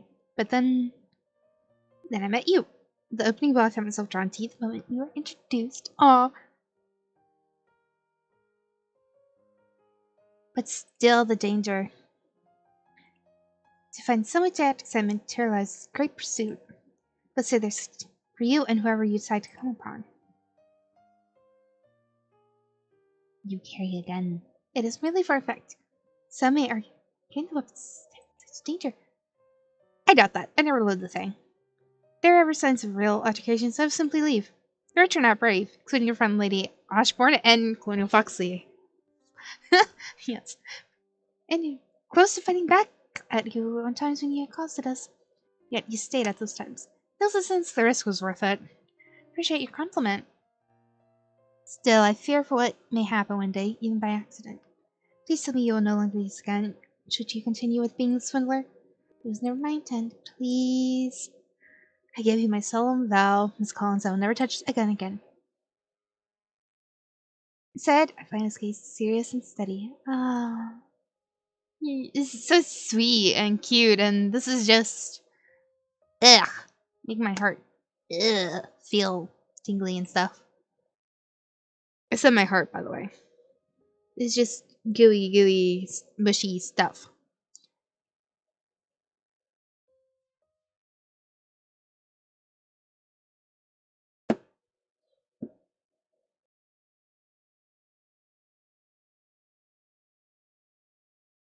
Group.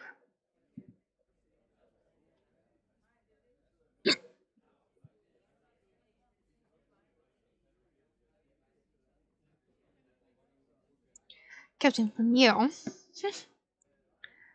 I have treasured meeting with you both so regularly. Have we not parted this season? Oh, please, Colonial. Cult. Send me your friendship will fade.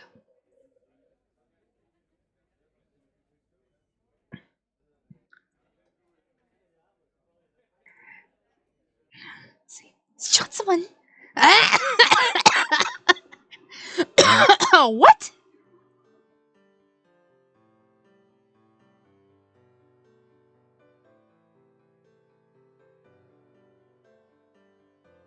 I just.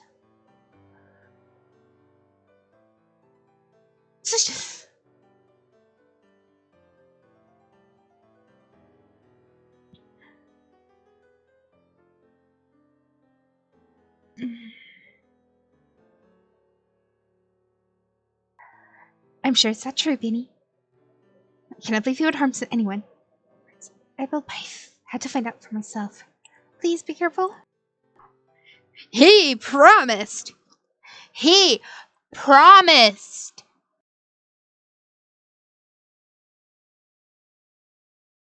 Is it? I promise you will not touch the gun again.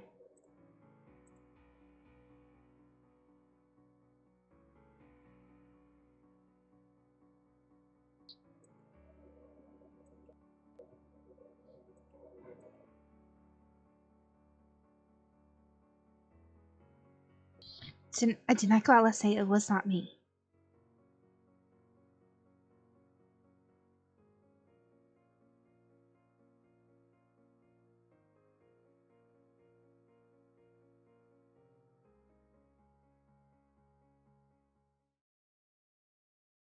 Trust him? Come on. Gotta trust someone.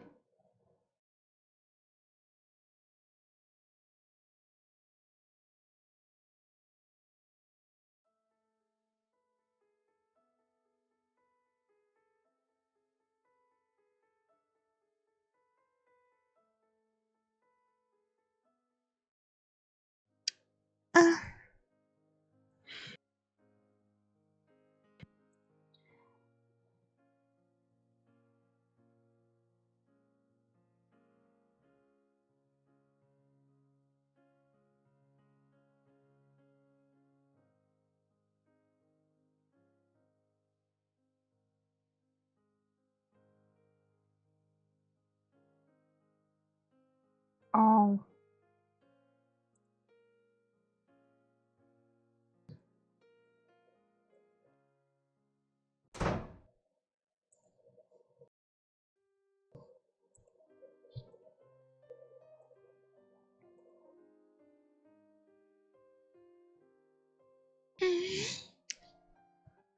Hmm.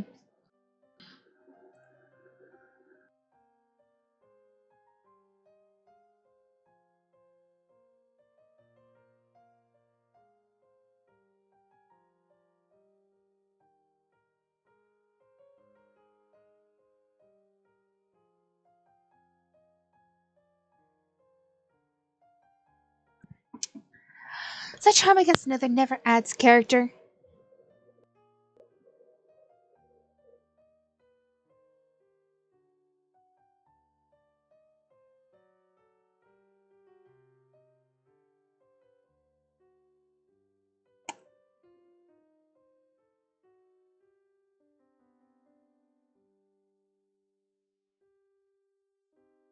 Not yet.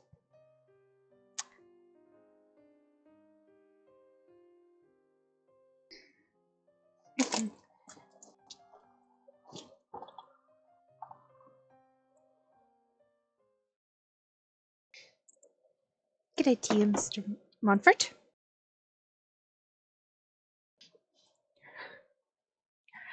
He really does not like me.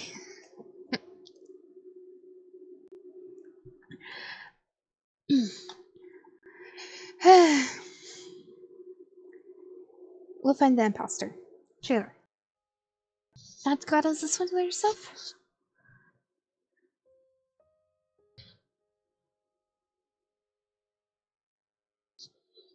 Um.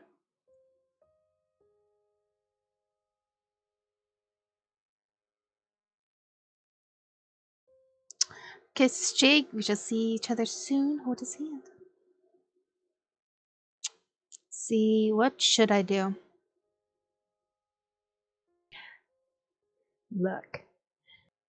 Okay, kiss his cheek. Hold his hand. Hold his hand seems kind of childish, you know? But it's still like, you know.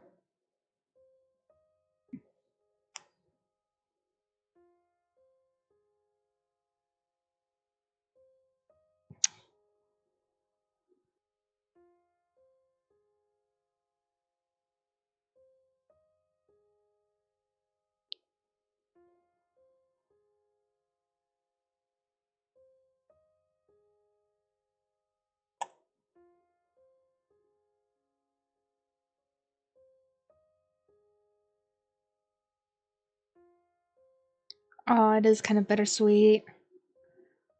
But it's so cute.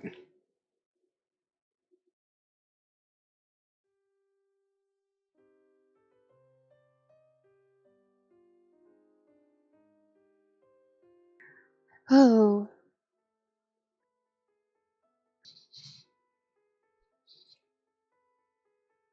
Oh no!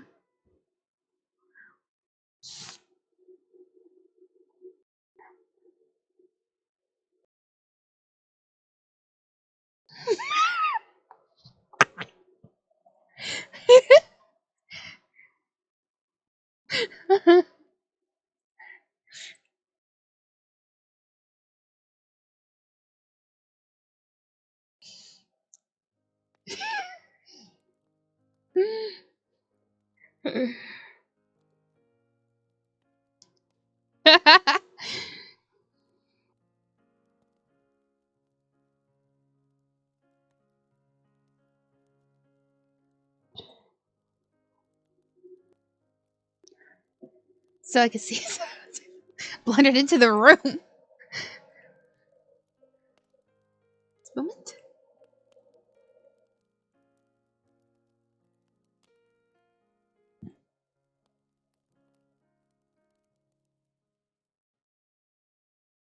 Mm. Oh.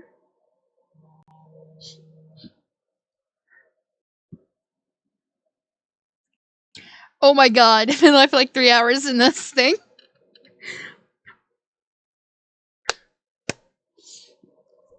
It's almost done.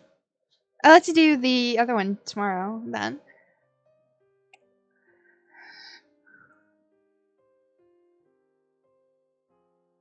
Ah, of course. Ah.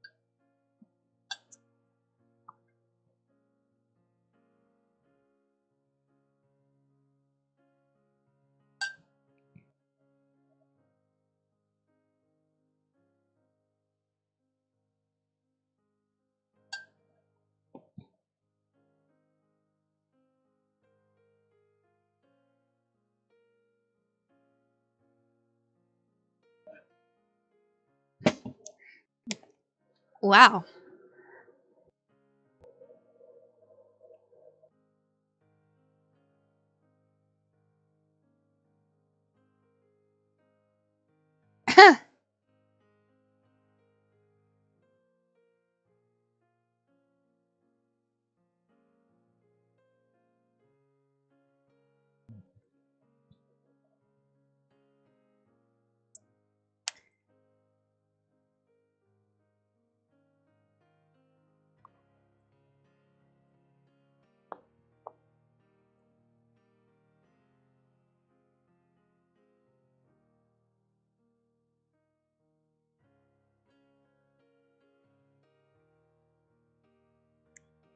Ugh.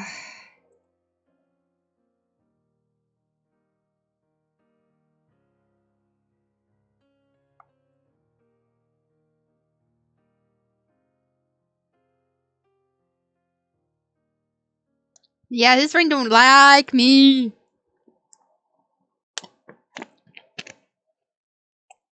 Mm. Ugh.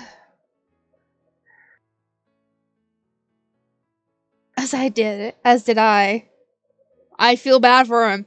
Well, look, they kiss blocked me once, and how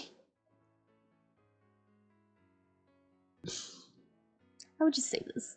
I no, marriage blocked him, I guess.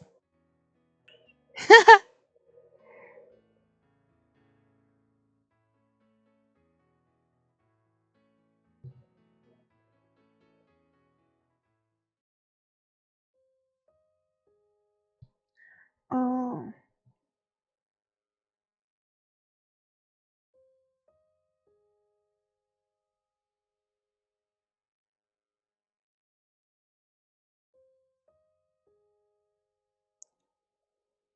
Oh.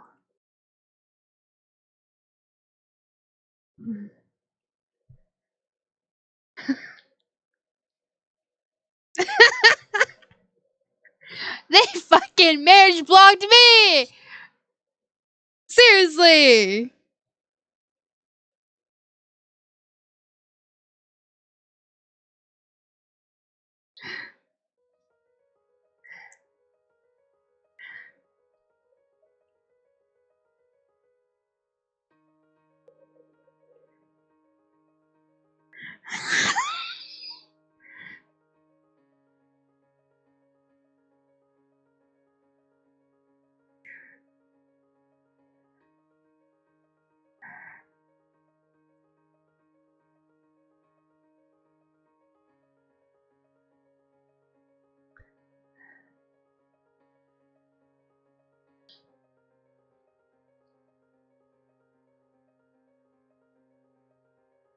Uh.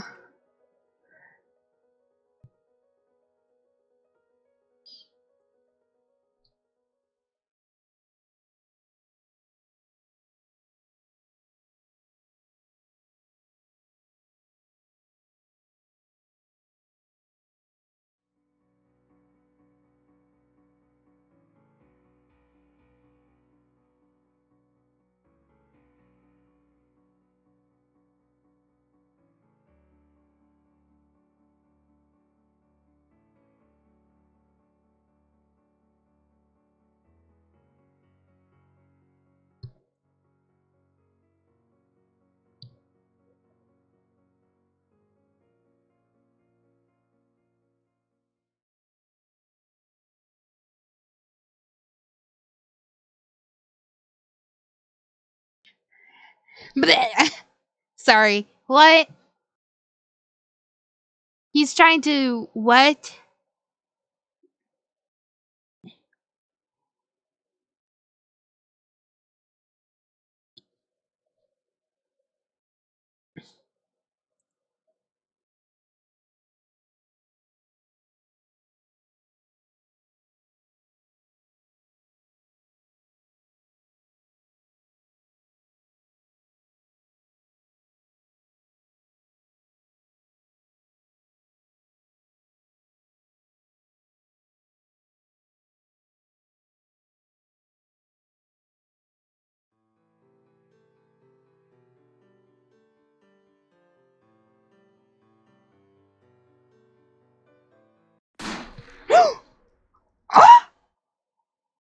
No.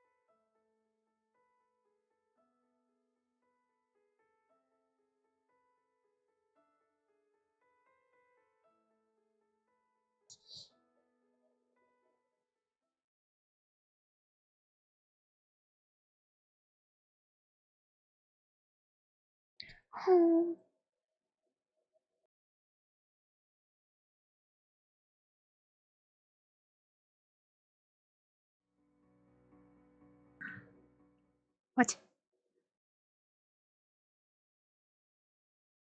Hold on. What?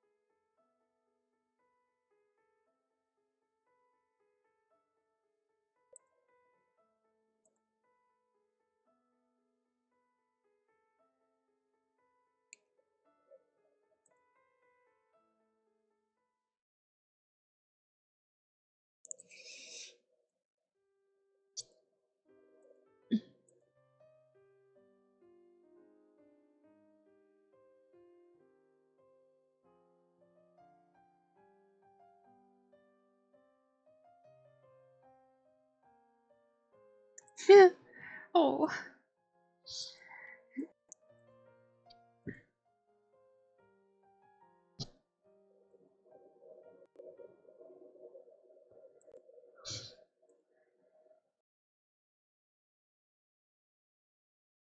It's true.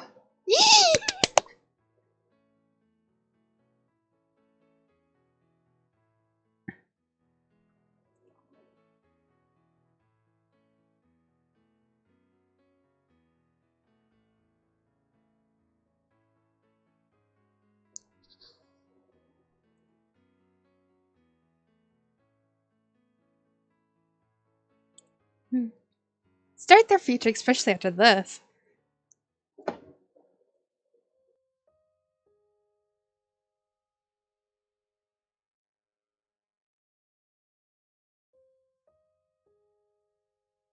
Oh.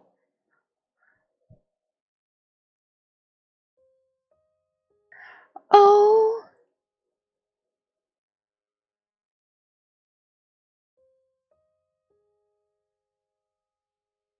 I.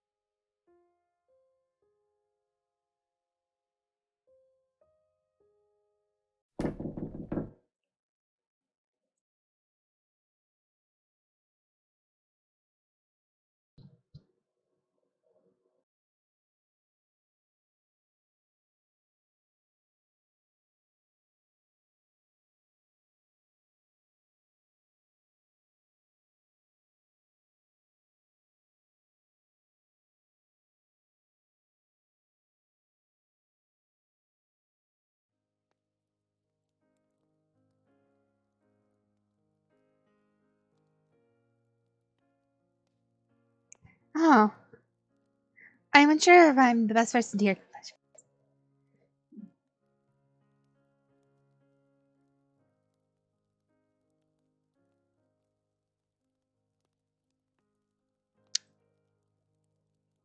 Ah.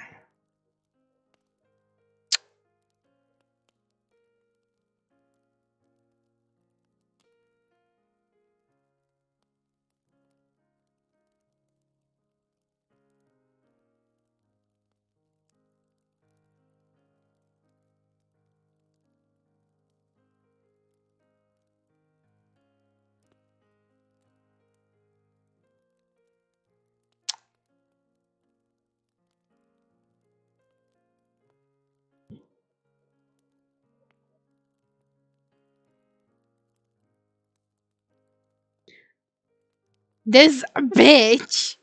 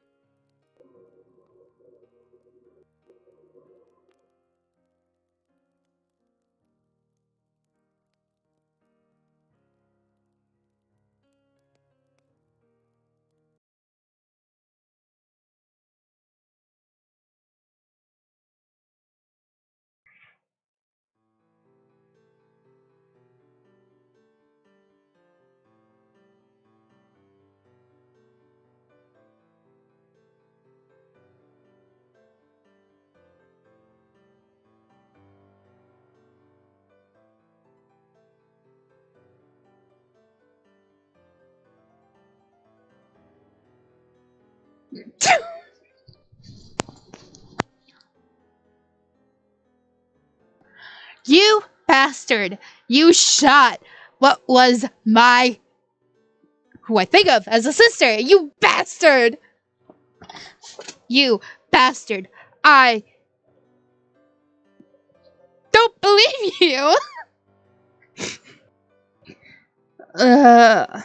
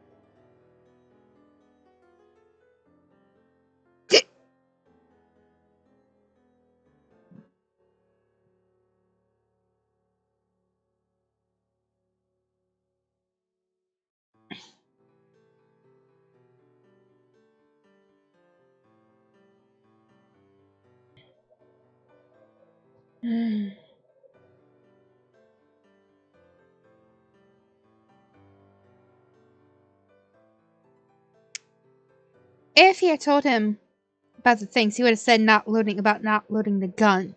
So he loaded that gun.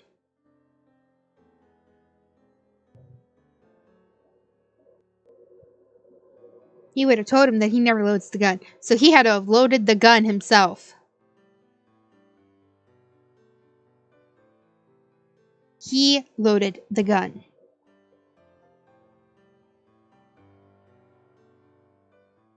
He loaded the gun.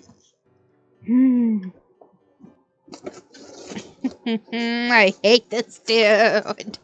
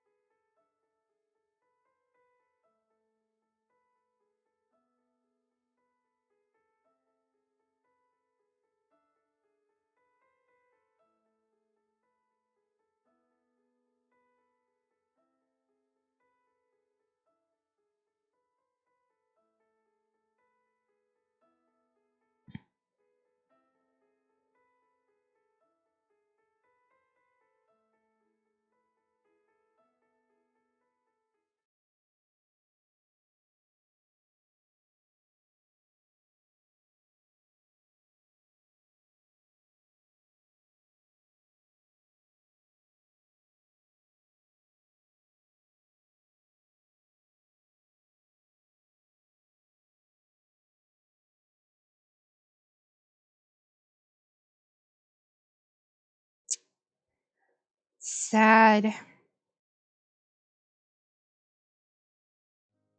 Come in. Ooh. Bed! Should not fuss over me, I'm quite well. Fine. I'm old enough for this. Wait, most of the night thinking about your situation with Amesbury.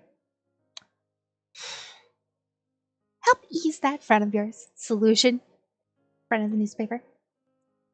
Willie may be the answer to the situation. This is Swinzer were to leave his things and a note on the steps of a prominent journalist's house announcing his retirement. The news would quickly spread. Till someone would begin to fade. Eventually, no one would think of him any longer. Most wonder would disappear. Burn from your Mr. Amesbury's conscience. And then you and him start fresh together. But I'm sure Florence would be so willing. Paying for his crime. Oh, Tosh, to that, do you believe he would choose imprisonment over his love for you, given another choice? Trust feelings for you. Trust that they are deep enough that he will see the reason in this. I will speak to him. Have to do it. Hurry! I would accompany you, but... Thank you. Do not take me quite yet. I still have to convince my friend to write the article.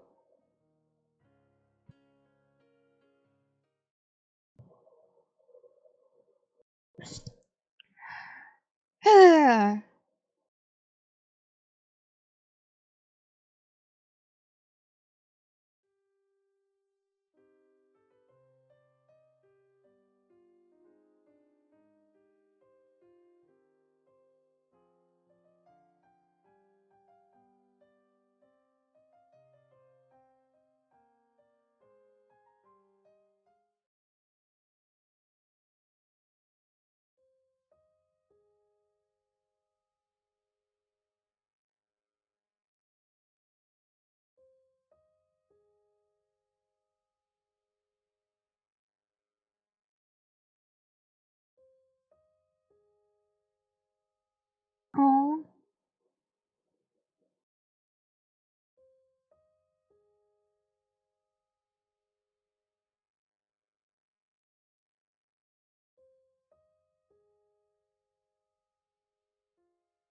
Oh, so nice.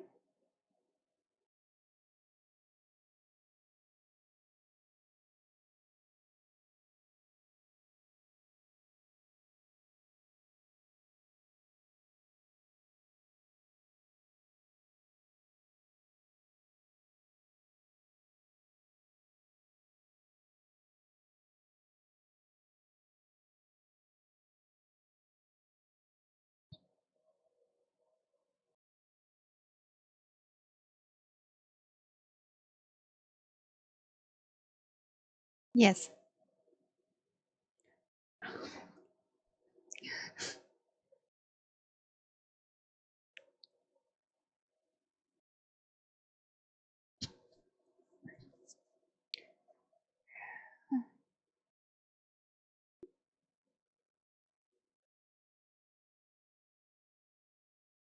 Yeah!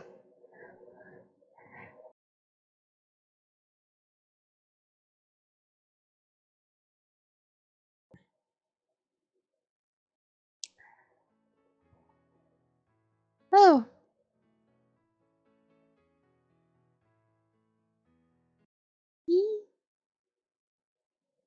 Oh. Hey! Look at that!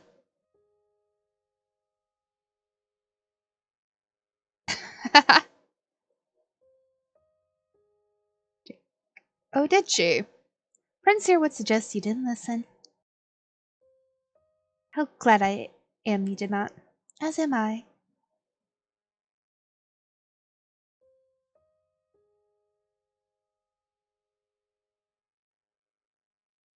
My god.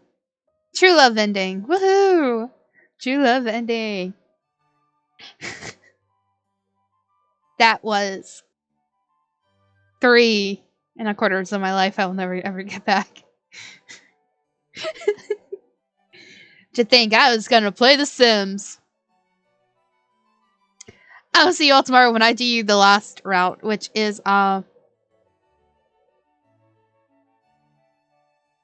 Lord Staten. Adios. I hope you guys enjoyed. I will see y'all soon. I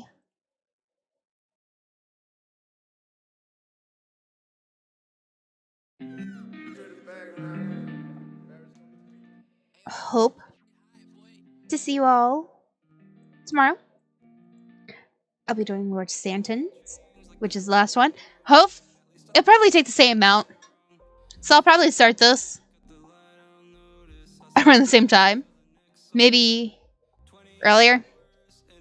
Adios. Why is this thing going in and out? Like, going low and then down.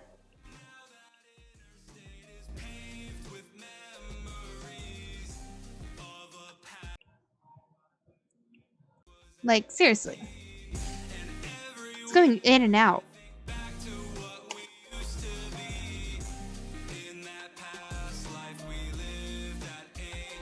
Like, seriously. It's like going in and out. Why is that? Yeah. Anyway.